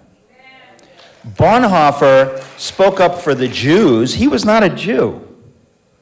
But he understood that as a Christian, I'm compelled to speak up for what is true, to speak against injustice. And that's part of how people know you're the real deal, because you're not talking about protecting your Christian rights. You're talking about what is true and right. And in this case, you're talking about Uyghur Muslims being persecuted by the atheist Marxist monsters in China. I think that these kinds of issues, we need to be going crazy over these issues. Talk about the slave labor in China. Look into it. Talk about it. Because anybody with a heart or a soul is going to say, so you're arguing for Uyghur Muslims. They don't believe in Jesus, but because they're suffering, you're speaking out for them. You say, yeah, that's what it means to be a Christian. That's what Bonhoeffer did. Jesus died for strangers and enemies. That's what we do. Interested?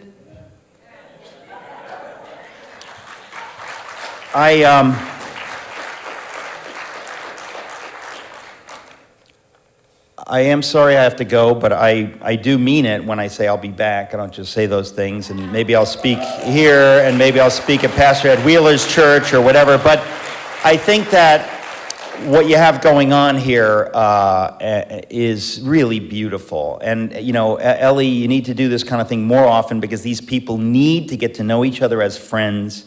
They need to learn to love each other and to lean on each other and to support each other, because people who know what is true and are fighting a war against evil, you're fighting on behalf of everybody in this state, whether they know it or not. And a lot of them will get to know it over time, and a lot of them will change their views because they simply never heard any of this stuff before. I have a friend, there's a Greek woman who cuts my wife's hair. She was a big Bernie supporter. This is in Manhattan. She now loves Trump. Because there are people who, they know everything's screwed up, and we need a wild man to fix it. And a lot of them thought Bernie was that wild man. And, you know, if you're only hearing his heart, that he cares about the poor and whatever, of course you can agree with him. But the point is that, what's the alternative? There's him, Bernie Sanders, and then there is Hillary Clinton. Then there is Jeb Bush. You could see why a lot of people would go for Bernie Sanders. But then when Trump comes into the picture, a lot of those people say, wow, that guy's crazy. He's got crazier ideas than Bernie. I'm going to give him a listen. Well, we all need to be that crazy, folks. Jesus has appointed us. He's given us the privilege. We don't deserve it. To know what is true, to know that he loves us. And so if we don't speak that into the culture and live that out, it is on us. It is the least we can do. We do not deserve to know the Lord. We do not deserve to be on the right side of these issues politically. If you think you deserve it, you're mistaken. It's a gift from God. You don't deserve it. And the Lord wants you to use it for those who don't yet have it. God bless you. Thank you.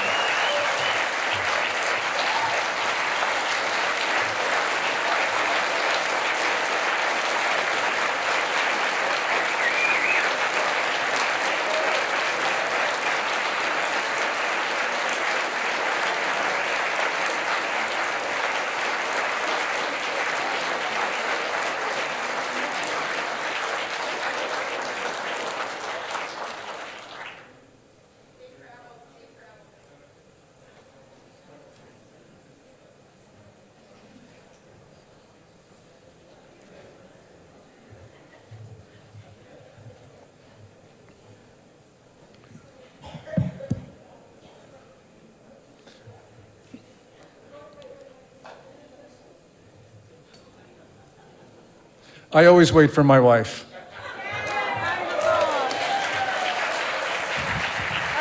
We're going to get Will Johnson, you come up, and Wendy. Where's Wendy? Oh, here you go. That's actually right. The Chinese word for peace is a woman underneath the house. So that's the Chinese word for peace.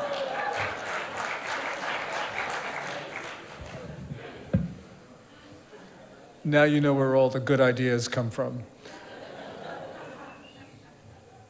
I'm just going to talk for a few minutes about China's political warfare campaign, and then we're going to open this up to questions and, of course, comments from other people and presentations. China is conducting the most vicious and the largest propaganda campaign in the history of the world, and they're directing it against the United States. I'll read to you from a book. It's, quote, China controls the most expansive, heavily resourced, and sophisticated propaganda capabilities available to any regime in history. This comes from a book which is not mine. I'm going to plug it anyway, and it's available for free download from the Marine Corps University website. And I'd like you to do that because it goes to the core of China's attack on the US. The book is by Kerry Gershanik, Kerry Gershanik, N-E-C-K. And the book is Political Warfare, Combating China's Plan to Win Without Fighting. The importance here is that China means to undermine the US through every point of contact with us. And this political warfare campaign has been going on for decades. And we Americans have ceded what he calls the information battlefield. And because of that, that's been a grievous mistake. Because what Kerry talks about is that China has been able to shape narratives around the world. It hasn't been able to shape them perfectly, but it's been able to shape them well enough for its purposes. And we have been the primary victims of it. And I'll talk about two of these campaigns, one of them about COVID-19, and the other about political tension in the United States and social protest. Now, of course, we know where the disease came from, but not according to China. What China has been doing is been issuing propaganda from March of last year incessantly that this disease came from the United States. On March 12th, the Foreign Ministry, aided by Global Times, which is a tabloid run by People's Daily. People's Daily, by the way, is the most authoritative publication in China. Well, the Foreign Ministry and Global Times put forth the notion that this disease was carried to China by the US Army, and it spread through the military games that were held in Wuhan in October of that year. This campaign on the part of China has now become more sophisticated because they now talk about how the disease actually came from Frederick, Maryland. Frederick, Maryland is the home of the US Army's Fort Detrick, which is its biolab. In the past, there was biological weapons research done there. When the US joined the Biological Weapons Convention, which outlawed such research, we conducted biodefense efforts there, which are permitted under the treaty. But these efforts have continued, and China has able to convince people, some people around the world, that the disease didn't come from China. Second thing, and this goes to the core of American democracy. Last year, America saw many protests on our streets. These were amplified by China, which has done a number of things. One of them is through a troll campaign, which has been large, has been promoting critical race theory against the US. Also, it's tried to get Asian Americans to engage in protests on American streets against, quote unquote, Asian American hate. And this message has been propagated by China continually. Now, Mandiant, which is a cybersecurity firm, and Google, which talked about China's campaign this last couple days, said, well, the campaign, well, yeah, they tried it, but it wasn't effective. But as an Asian American, I can tell you from friends that I know and from family that it has been extremely effective. Let's talk about, for instance, TikTok, the wildly popular video mobile sharing app. TikTok is owned essentially by China, and it is a nominally private company owned by ByteDance, but it is completely controlled by the party. And we know this because as of March this year, TikTok has a new chief executive officer who is closely connected to the Communist Party. TikTok's important because of what happened in July of last year. In July, the State Department closed China's Houston consulate. And states said, well, we closed it because there was conducting espionage there. Well, yeah, China was conducting espionage through Houston, but if you gave that reason, it would also apply to China's other 4 consulates. So the question is, why did state choose Houston instead of, for instance, New York or San Francisco or Chicago? I think the reason is given by Radio Free Asia, which reported that last year, China's military, the People's Liberation Army, actually based intelligence officers in the Houston consulate. And from there, using big data and artificial intelligence, they identified Americans who were likely to participate in Black Lives Matter and Antifa protests, and then they sent them videos via TikTok on how to riot. This is beyond subversion. This is an act of war. And we have seen through other platforms China try to get Americans to commit acts of violence. So for instance, on October 18th of last year, Chen Weihua, who is the European bureau chief for China Daily, which is a Communist Party publication, actually on his Twitter feed openly urged Americans to throw petrol bombs on American streets. That also is an act of war. And by the way, while Twitter was banning people like President Trump, Chen Weihua still has access to Twitter and was never suspended for that tweet. We have seen other instances of China doing this. We know that China's efforts are massive, as Kerry Gershonik talks about. For instance, in June of last year, Twitter took down 174,000 fake Chinese accounts.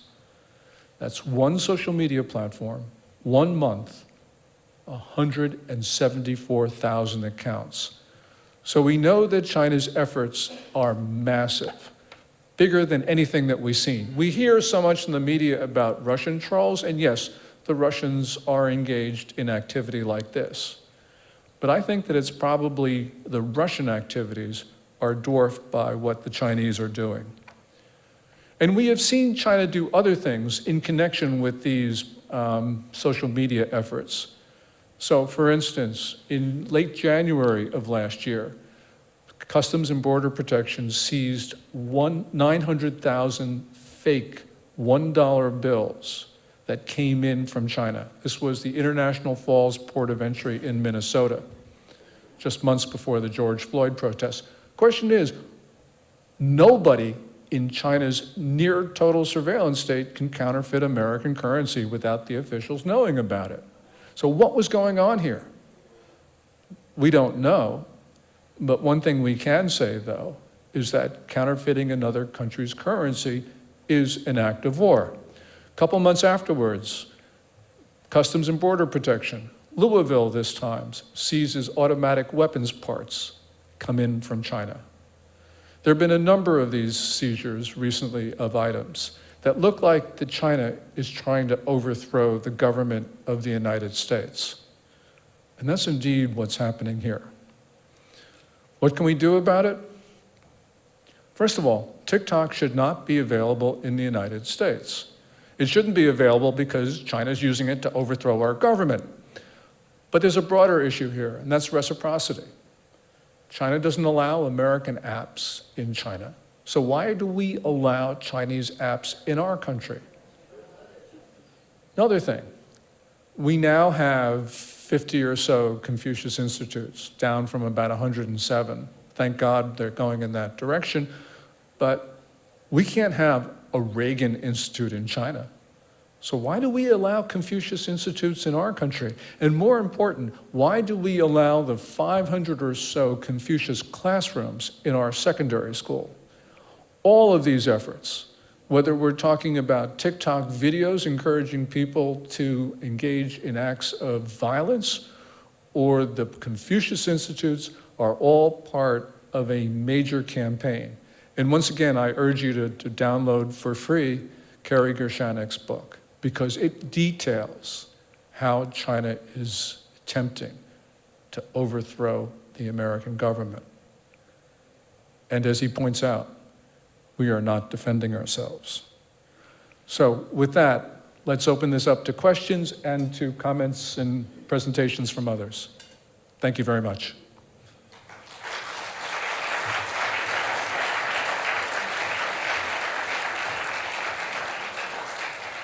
Well, why don't you start with your take on, and by the way, Will is wearing it. Why don't you show everyone your T-shirt? So I have a T-shirt says, "Beat China, Save America."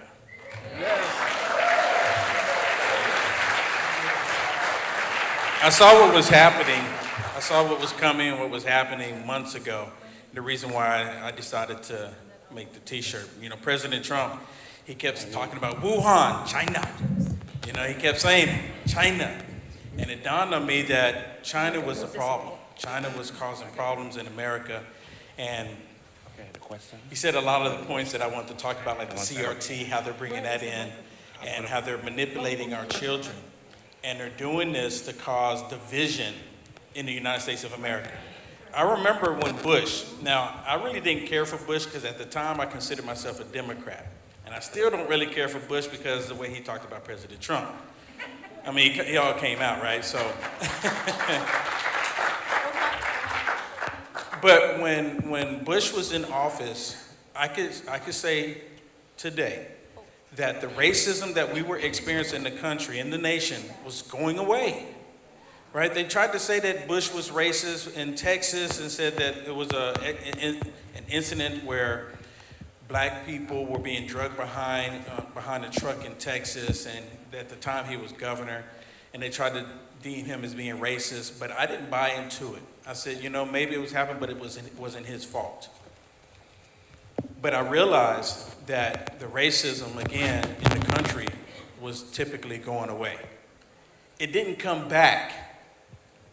The division came back, and only took 2,922 days for Obama to just about reverse everything Martin Luther King did.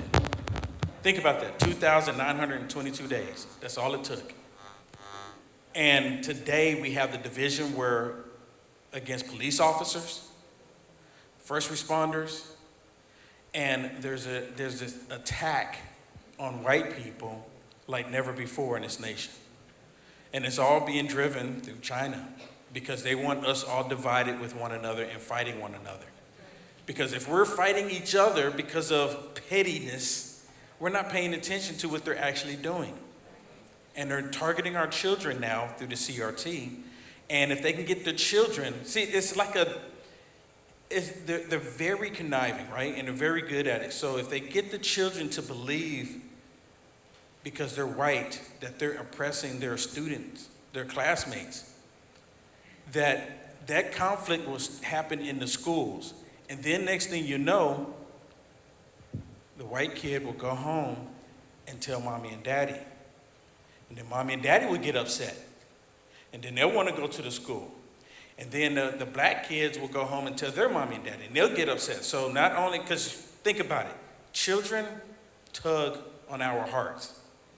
When we see evil things happen to children, it tugs on our hearts, and we think about it, and we want to get involved. And that's why right now you see a lot of parents going to these school board meetings because of the CRT that they're pushing, because it's 100% evil, demonic. And I will say this, I'm not going to take too much time talking because I know you want to have some questions, but if we don't start addressing the issues, how they're attacking our children, is going to go away. Our freedoms, because they're going to start with they're targeting our children. They've been doing it, right?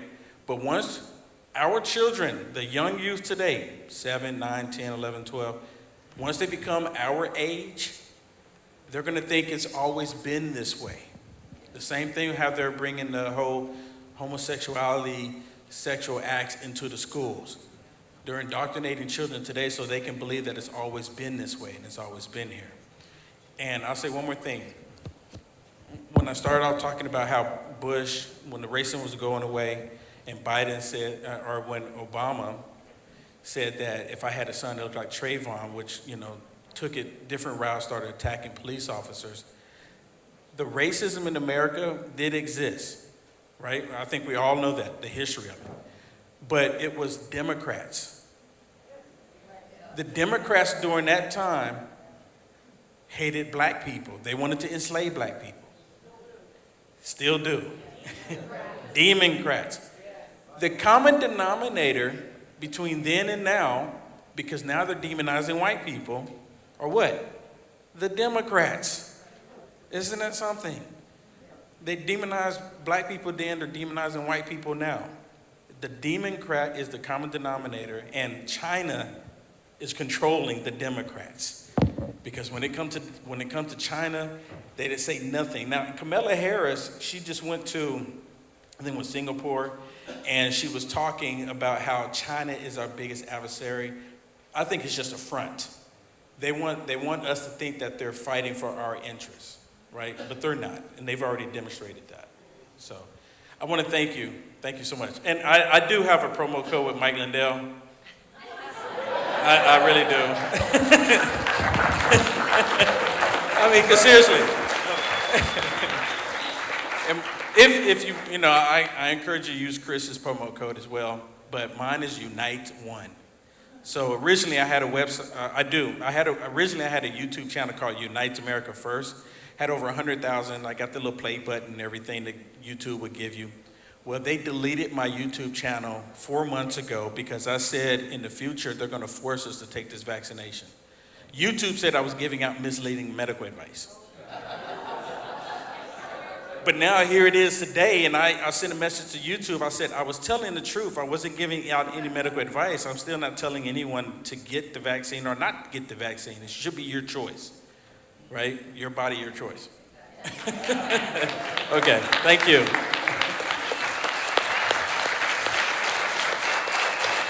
You have the mic. Wendy?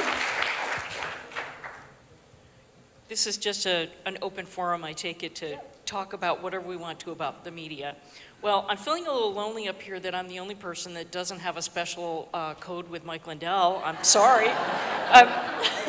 We don't have a code, but we have bought his My Pillows and My Pillow Topper, and they are very good. I have the sheets. I have the sheets and the pillows. The sheets are wonderful, so I'm there. But I don't have a code. My name is Wendy Wilton. I have been elected to office in Vermont at a couple of different levels. I ran for state treasurer in 2012, seems like a millennium ago. I can speak to the fact that Vermont has had a growing media blackout over the 20 or so years that I've had those experiences of running for office, being an elected official or an appointed official, and I can tell you that it is very real. You probably have a sense of that because the media in Vermont is very limited and it is almost completely woke, with the exception of True North and Water Cooler and a few things like that. So I think that we as Vermonters need to strategize on how we deal with that. I think this is a really critical issue, and I see that Guy is back. Please join us up here for this. Yeah, Guy, come up with us.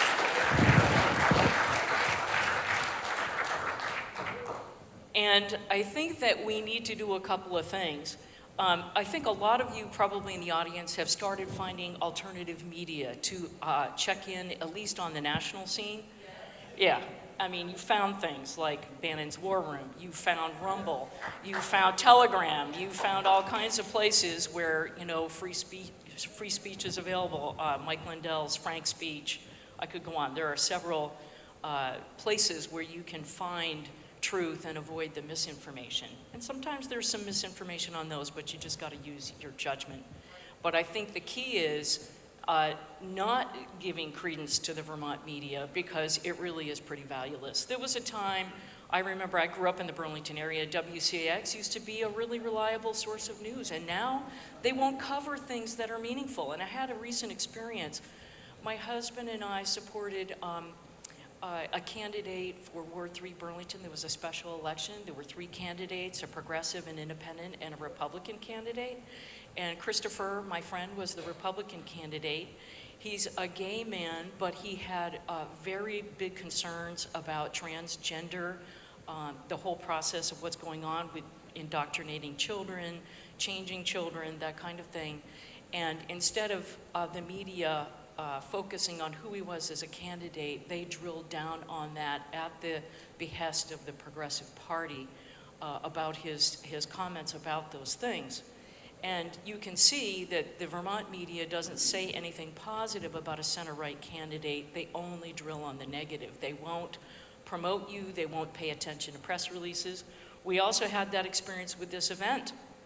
I wrote up a bunch of press releases for Ellie to get out to the media. None of them were picked up. She wanted to do a press conference in addition, in advance of this event to get the word out. There was no response to it. We couldn't get that done. So you can see the kind of things that are happening.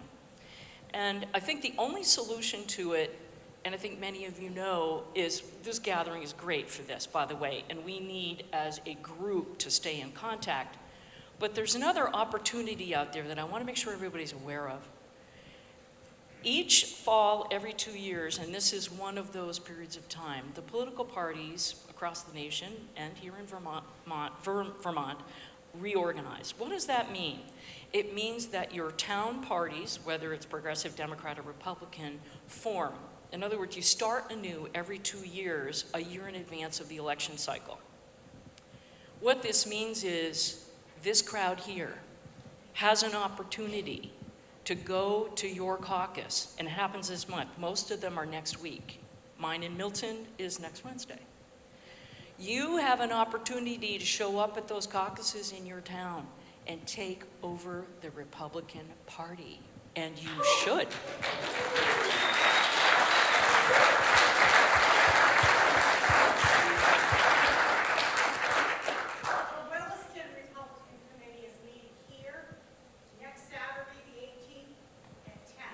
Next Saturday, the 18th at 10, right here, Williston. Awesome, thank you for that. But you can find these also, if you have a question, call your town clerk, they're gonna know when, because the party chair needs to tell the town clerk and post it when these caucuses are going to be, no matter what town you're from.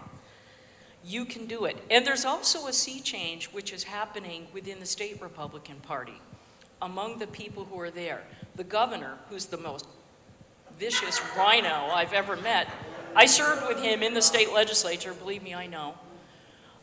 He never comes to the state committee meetings. He never participates with the state committee, which creates a problem for the state committee, but the state committee is changing. And why I know that, in May, or actually I guess it was in June, I had proposed a resolution for the state Republican Party to oppose vaccine passports. Okay?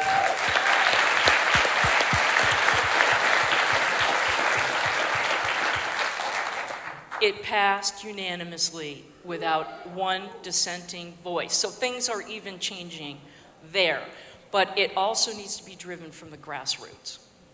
And don't think there is something that you can't do as an individual. And I just want to give you one example. I've got more to say, but we'll get into some dialogue.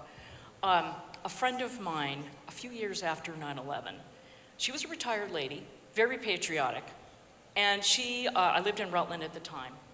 And once a week, she would take her American flag, and she would go to the busiest corner in Rutland, the crossroads of 4 and 7. Her name was Peggy. And she would just stand there and wave her flag. And people would drive by and honk their horns, give her thumbs up. That little act of patriotism, as small as it was, really gave encouragement to people in my community to really understand what a precious gift we have in these United States, and even in liberal Vermont, that we still had the freedom to speak and be out on a corner waving that flag. Thank you.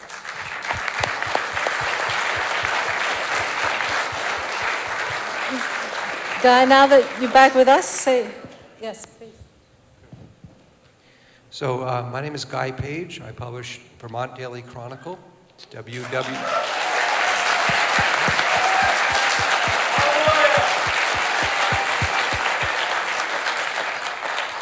As Eric Metaxas would say, God bless you for doing that. I asked him, I don't have a promo code. I asked him because I got to drive him back and forth from the airport. That was really cool. Said, how do you handle being a celebrity? And he said, well, I've had such health problems and money problems in my life that anything good that comes my way, I just figured it's just a gift from God and I'm supposed to use it for his benefit. So when he says, God bless you, when you compliment him, what he's really saying is, God has blessed me, and I thank you for reminding me of that.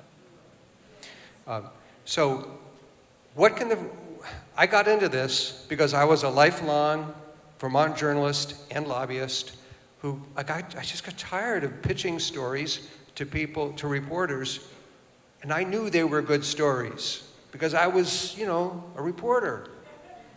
And they go, nah, not really. And clearly, it was just because the narrative was wrong. So out of catharsis, I got to do something about this, I started writing my own blog. Maybe a story once a week. Then it became once a day, and now it's 5 days a week, 5 to 10 stories a day. And if you don't subscribe, thank you. If you don't subscribe, it's www.vermontdailychronicle.com. It's free, okay? Someone did ask me, how are we supported? Well, I can tell you, I can point to a bunch of you who every month send me a little bit of money or send me write me a check, and thank you all for that. So yeah, we got a little bit of conservative media in Vermont. How can we possibly get the rest of the media to change a little bit? Case in point, I asked my colleagues in the press, direct emails to my colleague at CAX, at PTZ, and a few other media saying, look, I got Eric Metaxas is coming to town. You want to interview him? What does that sound? I can't make a cricket sound very well, but whatever it is, that's what I got. So, but that might have been different had 4 or 5 John Q. Publics emailed that same reporter and said, hey, Calvin, Eric Metaxas is coming to town. And I'm going to travel like the Gassets did, all the way up from Vernon, Vermont, to hear him speak. Sure would love to see an interview. 4 or 5 of those, that can make a difference. You want to know what you can do to change media coverage in Vermont? You can at least try that. Costs nothing, takes 30 seconds of an email, and the worst that'll happen is they ignore you, but they might be remembering it for the next time. So if you want to put that one in your toolbox, please do. Okay. And then it's just supporting us. And I have seen something happen in the last 5 years I've never seen before. I mean, the media was always sort of kind of lefty anyway. But when President Trump got elected, something happened. They bought into, nationally and on the state level, bought into the whole resistance idea. We're the resistance. And I went to these meetings at the State House where all these reporters would sit around with groups of progressives saying, what are we going to do to help lead the resistance? Well, was that really their job? Apparently it was their job, for some of them anyway.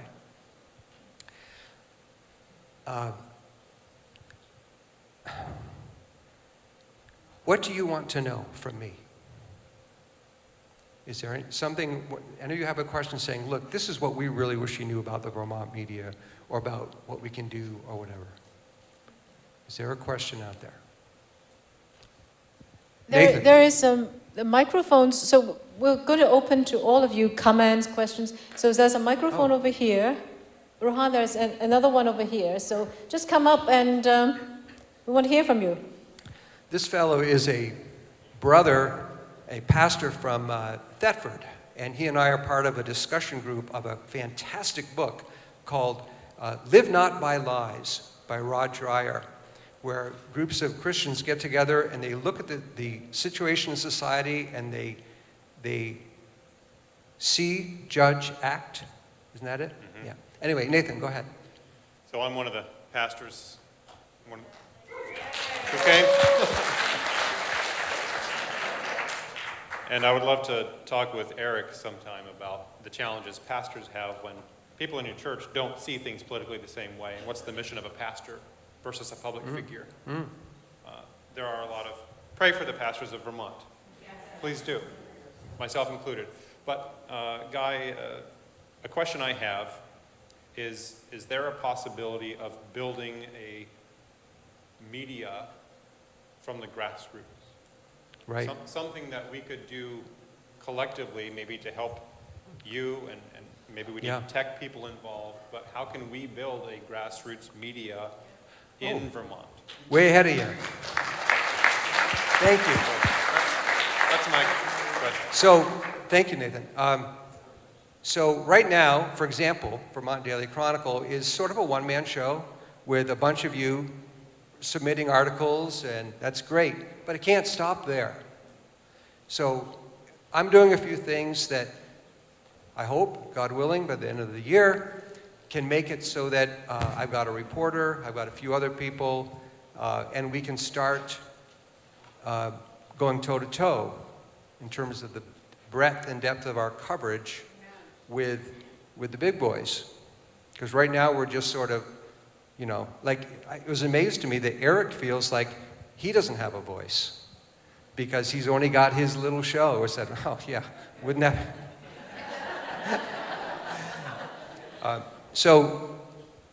That will involve some serious fundraising on my part, and not just asking people to kick in $9 a month, but a bigger ask, do some bigger pockets, some deeper pockets. And God willing, that is happening. But so there's the money part, but there's also every one of you, every single one of you could go home this evening, get the subscribe link to Vermont Daily Chronicle, and go to your email friends and say, this is terrific. This guy tells Vermont news the way no one else does.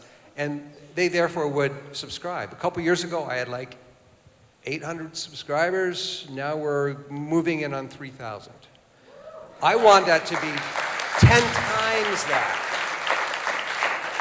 I want it to be 10 times that, not because I care about, I'm too old to be getting into any of this from an ego point of view, but because it needs to happen.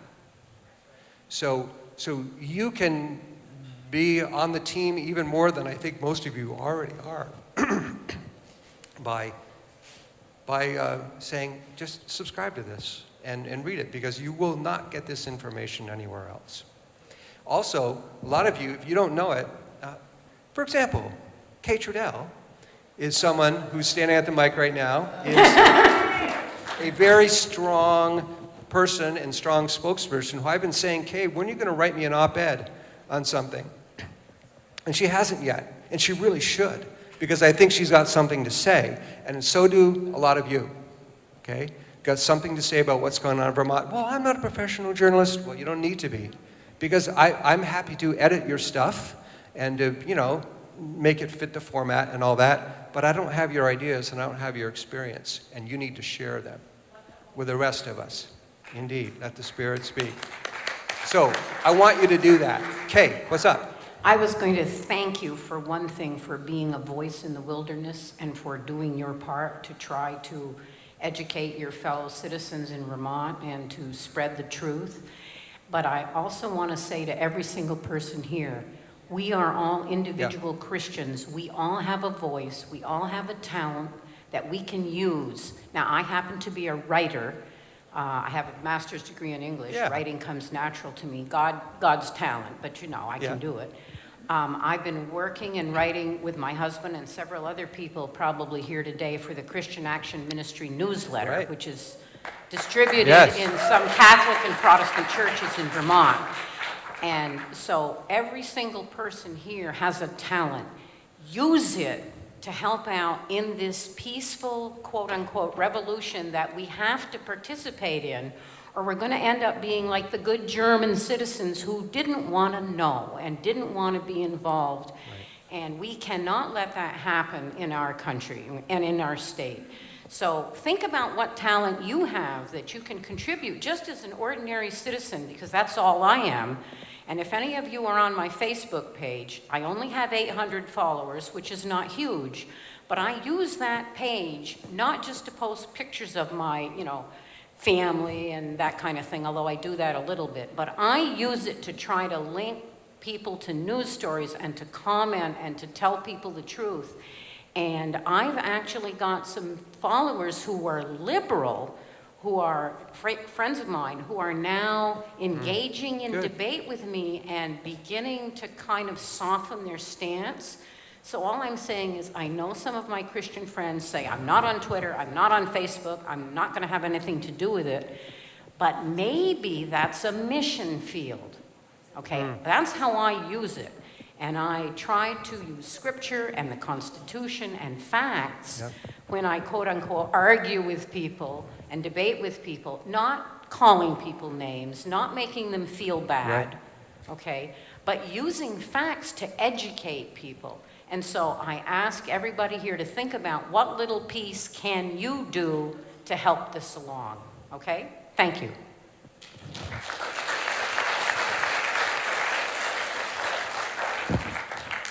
I was just told to, if you could, just keep your questions kind of short. Yeah. Tell you what. Yes. I have a question for Gordon. 2 weeks ago, I think, George Soros and I believe a couple other people at Davos came out pretty strongly against China. I don't know, are you aware of that? Had you heard that? He's antithetical to pretty much everything we stand for. And it was shocking, and personally, I hold him with disdain. Yeah, at the beginning of this week, George Soros wrote an op-ed in the Wall Street Journal, and he was talking about BlackRock, which is the world's biggest money manager. Larry Fink of BlackRock had urged people to invest more in China, and Soros said that this was a tragic mistake. People would lose money. But more important, Soros said that the United States and China are engaged in a struggle, and it's not one of these boys will be boys contests for struggle throughout history for dominance. This was a struggle for ideas. This was a struggle, as he said, between authoritarianism and democracy, which really is, I would frame it as a struggle between totalitarianism and democracy. But Soros was clear that the United States should not be investing in Chinese companies. This was something which was just after Soros wrote in the Financial Times to the same effect. And what it shows is a rethinking of our economic relations and our trade relations and investment relations with Beijing. Part of it is because people are starting to understand that Xi Jinping, the Chinese ruler, intends to take China in a very dangerous direction. And it reflection of the policy elites in the United States starting to reassess. Wall Street had always been the, perhaps the strongest element for China in the United States, but Wall Streeters are now starting to lose money. And part of it is because Xi Jinping's campaign against the big tech companies and against other private companies in China, and that's taken down now $3 trillion in value. Chinese companies have lost $3 trillion in market value since the first week of November. And so there's now this reassessment on Wall Street about China. But this goes into a lot broader questions, which I'm sure we'll talk about later on today.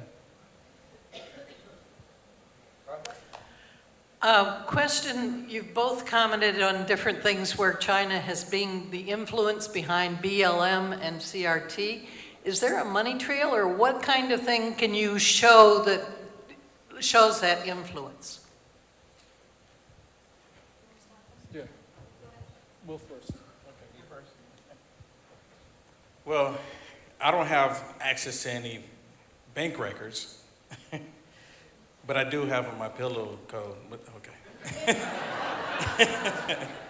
No, as far as the money trail between BLM and Antifa in China, you know, we all heard the story about George Soros funding Antifa to go out and be violent towards conservatives, Christians, what have you.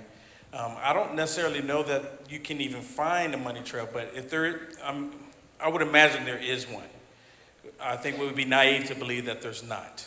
And the reason why I say that China is behind a division and behind the CRT creating more of that is because there's going to be no battle, because they don't want to put soldiers here, because I'm pretty sure that someone in this room here in Vermont owns a gun.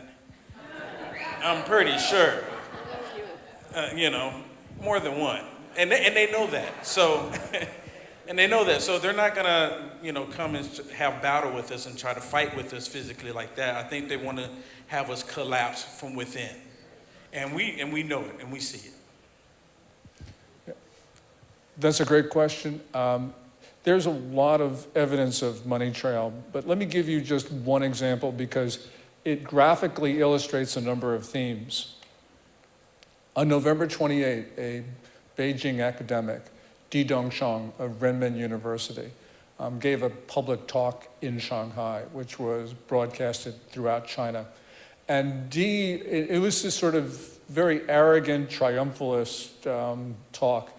Di actually mentioned an example of how China used money in order to make sure that a China-friendly person got a talk at a bookstore in Washington, which is very famous, Politics and Prose. And from that, Di then mentioned essentially that any American can be bought, and money was the currency. Also, he was talking about how President Trump, and I think some of you might have heard this last night, so forgive me for repeating it, but Di also mentioned that during the Trump years, China's allies were not able to influence decisions at the top in Washington. Because in previous to President Trump, and he was talking about both Republicans and Democrats, China was able to use its friends, and he specifically named Wall Street and Henry Kissinger, to basically get US presidents to do what China wanted. And Di was complaining that during the Trump years, that neither Kissinger nor Wall Street got the hearing in the Oval Office. And so he then said that China was looking forward to a President Biden when Beijing would be able to reestablish those connections and get what it wants. So he was referring to money.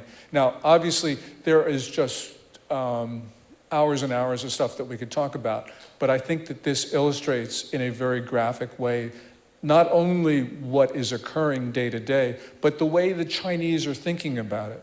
Because this has made China now very arrogant, because they believe that they can do whatever they want. And that means that they will do things that we will have to oppose, which means that this will become a very dangerous time as an arrogant, triumphalist Beijing believes that it should be able to do anything. And therefore, that's, for us, an existential threat. And it doesn't have to be a direct financial support for Antifa BLM. Gordon, you always talk about LeBron James. Is the lure of the Chinese market. The NBA wants to access the Chinese market. So what does LeBron James do? He has the gall to talk about what's all wrong in America, and yet everything was right in China. So is those kind of influence that China has by luring Americans because of the big market in China? So it doesn't have to be a direct money trail. Yeah, just one quick thing about LeBron James. He lectures us about racism. He endorses Nike. Nike, for a very long period, had its sneakers made, of course, in a number of locations throughout China through subcontractors. One of these subcontractors was a South Korean concern, and Beijing, and Nike had a 3-decade relationship with them. This subcontractor actually maintained a factory in Qingdao, which is in the northeast part of China, which basically looked like a concentration camp. And it looked like a concentration camp because the sneakers and other running shoes were being made by Uyghurs, Uyghur women who were transported from their homeland thousands of miles away and forced to make sneakers in essentially a prison-like concentration camp. This is, we can say it's forced labor, but it's more like slave labor. And there's a whole series of things that we can talk about later on today about making sure that those products do not end up in the US. But the point here, as Lydia was talking about, is that here we have someone who lectures us about racism, who is getting a direct financial advantage from slavery. And it's not just slavery, it's slavery of a racial minority in China. I want to add one more thing. And I think this is something that we all can see that's taking place against all of us on social media. A lot of the things with the censorship and the banning, because you say certain things, I think we all know that a lot of that is coming from China. And the reason why I say that, without me seeing the books again, just think about it. The market for the United States of America, you're talking roughly 320 million people, right? Think about the market in China. These tech companies, they're willing to implement their tyranny unto us as long as they can get in their market. And they know that in order for them to get in their market, they have to implement what they want unto us here. That's why we see this censorship. And partly against, them trying to take down President Trump. I have a Will, question. I think you're right on about that. Just quickly, I think there's a really important point to be made about consumerism, which Eric touched on and you just did, and that is looking at where we buy goods and services. And I think it's really important. And like Kay, I've been posting articles about what's happening with the Uyghurs in Western China. It's just shocking. And I put it out there, and it's interesting. My liberal friends never comment, and even the conservative friends are just shocked by it. But I'm sure this crowd is pretty woke, or awakened, not woke. Awakened, not woke. Because as we know, everything that's woke goes to you know what. Anyway, but there's a website that I heard about listening to Just the News podcast. I love John Solomon and what he's doing there. And it was about Second Vote, I think is the name of it. It was started up by the wife of a congressman who realized there were companies that were bought off by Chinese influence, and you as a consumer, if you know who they are, you can avoid their product. So I think that really becomes a very powerful thing. So I just wanted to follow up on that. I think my question may follow on well, but I would like to make a statement. My name is John Clark. I have not won an office in this state. But we won when I lost last year, did we not? We have a lot of people here. We will support our candidates. It's not about winning, right? Well, we need to challenge every last seat in the state this year, so I hope you'll be organizing your town committees. I am town committee chair. I have a question for Mr. Chang, and also to say, Guy Page, you're a hero. True North reports. They don't want to hear about the Winga. The social justice warriors don't want to hear about anything that's inconsistent with their bizarre, fallacious theory. But the upcoming thing here in Vermont and elsewhere is the anti-Semitism of it. I'll be writing about it. Guy, I hope you will. It is horrible. But it's difficult to speak in these broader terms. So by the way, a subjugated people are being wakened from wokeness through Guy Page and True North reports. That is your way to fight back. Just share the articles, because what people are seeing, when I ran for office, I said, how do you run? 7 Days, Burlington Free Press, all of them, Vermont Digger, they never covered one of my press releases. You had to create news. I had to go out and do stuff so you're right in their face. Right now, they're lying about teaching transgender surgery and critical race theory in our schools. They are lying. Heads are going to roll because of True North reports. The Vermonters would never learn about the blatant lies of our school. They are on the record. It's whack-a-mole. Help me whack the mole heads. They're out on the record. Watch what's happening. We're rising up. Now, Mr. Chang, my question for you, and it's related to critical race theory, and I know I'm going to try to set you up a little bit here to help you. It's very difficult for me as a lawyer trained in social justice and critical race theory to talk to parents about something that's so esoteric that they go, oh, that's not being taught here. We're just teaching history. They're lying. Now, Ritzar Legutko and Thomas Sowell both tell us that this critical race theory is worse than Marxism. It's Marxism on steroids. It's actually more like eugenics and Nazism, because everything's down to your DNA, white people. You're all racist. So we try to harp on that. And then there are others who are rightly warning about Marxism, but you may know, and this is something I've been struggling with, that especially since COVID, in our social justice culture, they believe that Marxism is a good thing. The elephant in the living room is old, okay? It's right here. We're old. By the way, I'm 25 inside. But these 20-year-olds or whatever are 80 inside to even be here, aren't you? You feel old? Sorry, you don't have to answer that. We need to reach the young people, and what I'm finding is to attack them on their praxis. So instead of saying, well, this is a horrible anti-MLK thing, I say, do you realize they're segregating children in school? Do you realize that they're teaching what? So when you talk about China, all of which, and by the way, I was fascinated by your fentanyl information. I am a recovery coach, and I will cry if I talk about how many people are dying in the state right now from the fentanyl analogs that are coming from China, where it's stronger. And I was horrified to learn, and of course, that it's deliberate. Now, that's an issue I can talk about. Could you address to us to help us to get beyond the psychological, cult-like, bizarre blindness to Americans to want to hear what a real threat this is? Can you, I mean, you've equipped us with some, and so I'm hoping you can help tell us how to get to people that think Marxism is good, and that think that both Marxism and CRT are a national evolution of liberal ideas. Can you help us understand how to bring that praxis home to them? And thank you. Yeah, that is the critical question, and I'm not going to have a good answer for it.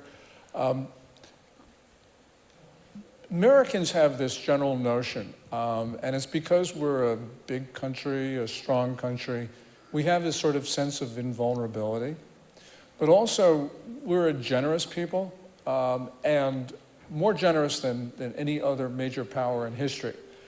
And so we tend to think that we should have policies that help other countries. So for instance, for 5 decades, we had this notion of engaging China to try to integrate China into the international system. And we tend to ascribe to others what we think. So we tend to think that, the leading elite groups in places like Beijing will eventually become like us because our ideals are so attractive. Well, our ideals are attractive for many of the reasons that Will talked about. But the problem is that we don't understand, as Eric discussed earlier today and in his books, this concept of evil. And until we Americans understand there is evil in this world, that we will not be able to deal with it. As Kerry Gershonik in his book talks about, we have ceded the information battle space, as he puts it, for 3 decades.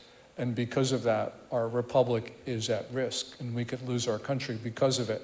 So because we have this notion that we're strong, because we're generous, because we're Americans, and some of you guys in Vermont live in very beautiful circumstances, and it's hard to understand that we could lose our country when you live in such a paradise like this one.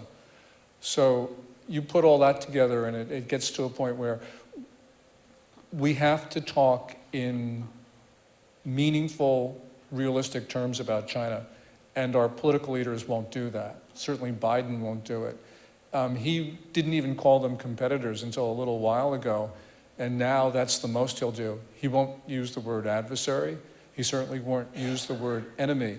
But China is not bashful. In May 2019, People's Daily, which is the most authoritative publication in China, actually declared a quote-unquote people's war on us. And this, in August, there had been a series of People's Daily and Global Times pieces that talk about the US in the most malicious terms. So we're not listening to what our adversaries say. And because this is September 11, I've just got to say what many of others have mentioned in the past, and that is, we Americans ignored what Osama bin Laden said and done prior to that horrible day 20 years ago. And there were a lot of reasons for that, but we just didn't pay attention. Even after 6 people were killed at the World Trade Center in the 1990s. But it took that day, 2,927 deaths, to make Americans understand that we need to pay attention to what our enemies say about us.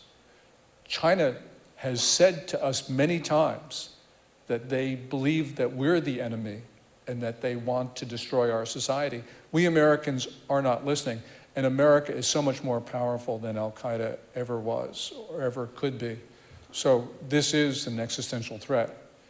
As we talked about, it's about 654,000 Americans have died from COVID-19. 53,000 Americans last year from fentanyl. This is a war, and we're not defending ourselves. And we have to have these realistic conversations. The White House isn't going to have them, so we have to have them here and work Bubble Up. And in your publication, these are things that when the time is right, I hope that you could talk about, because everyone here needs to understand that we all have an enemy, and that enemy means to destroy our society.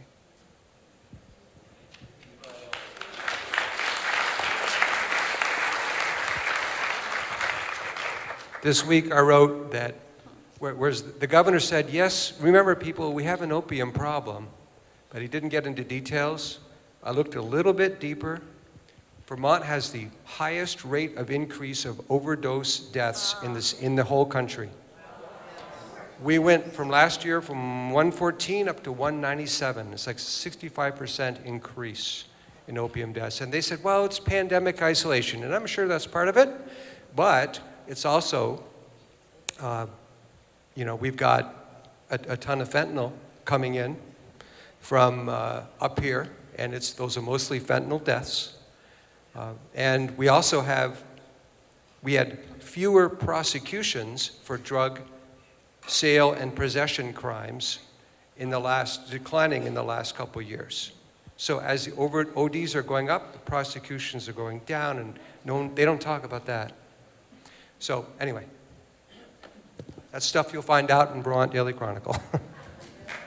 Hi, I'm Sylvia Blakesley, and I'm a dual citizen of Canada and the United States, and I'm really concerned about Canada. They're going to have an election in a few days, and Prime Minister Trudeau, he is proposing these passports, these COVID passports, and also I have heard, I'm not sure about the facts, but I've heard that he has something to do with China, and there's something going on in that realm, and it's really sad. And I just want to say, I hope you people will pray for Canada, because I have my family there, and anyway, that's all I want to say. Thank you very much for raising that. Justin Trudeau had called a general election for this month.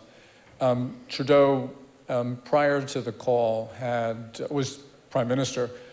He had a minority government, and he wanted to basically get rid of his coalition partners. The good news here is that Justin Trudeau's call for an election was itself unpopular, and he's run a horrible campaign.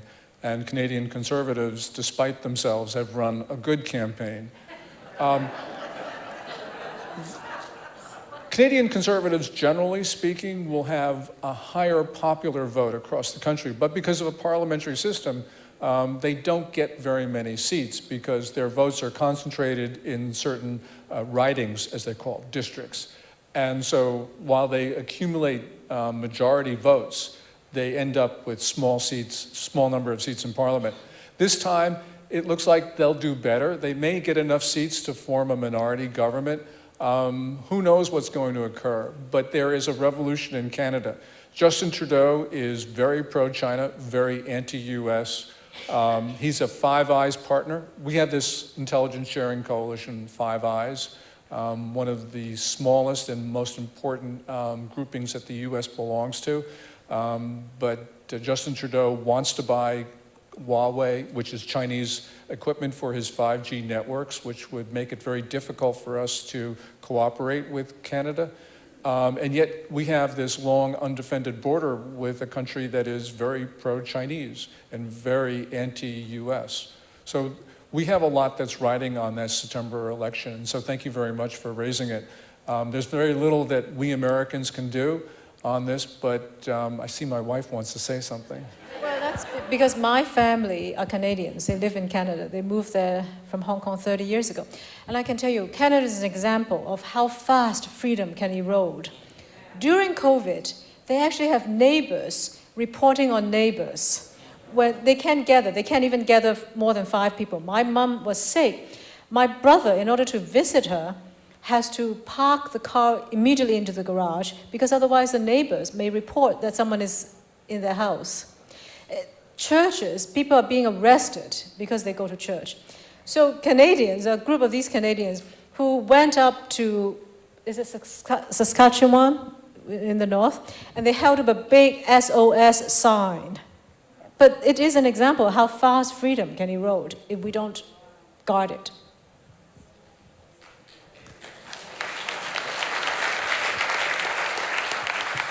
I spent most of my life in church work in New Jersey, sorry, not Vermont, but Yay, New Jersey. New Jersey. In the late 70s, I did mission work in Taiwan, in Taipei and Ilan on the East Coast. And my heart is very heavy for this country because she's so threatened by the aggressive behavior of mainland China. And also with the political climate changing in our defense of our allies, you know, what do you see for the future of Taiwan? And if it falls, what is the domino effect and how does that affect the United States? Yeah. Beijing's first reaction to the fall of Kabul was to issue propaganda, two narratives. One of them was that the United States, because it couldn't deal with the Taliban, would not be able to stand up to China. The second simultaneous narrative was that the US would desert Taiwan when, not if, but when China invades. And so Beijing clearly has its sights. And I think that this propaganda is actually part of what Chinese leaders actually believe, because they do believe that Joe Biden is not capable of dealing with them. And so this is one of the other reasons why this is a sort of extraordinarily dangerous time in history, because China believes, it, as I mentioned before, it can do what it wants. There have been, for the last week or so, daily incursions into Taiwan's air defense identification zone by flights of Chinese planes. On Sunday, for instance, there were 19 Chinese planes, including nuclear-capable H-6K bombers. And this is meant to pressure Taiwan.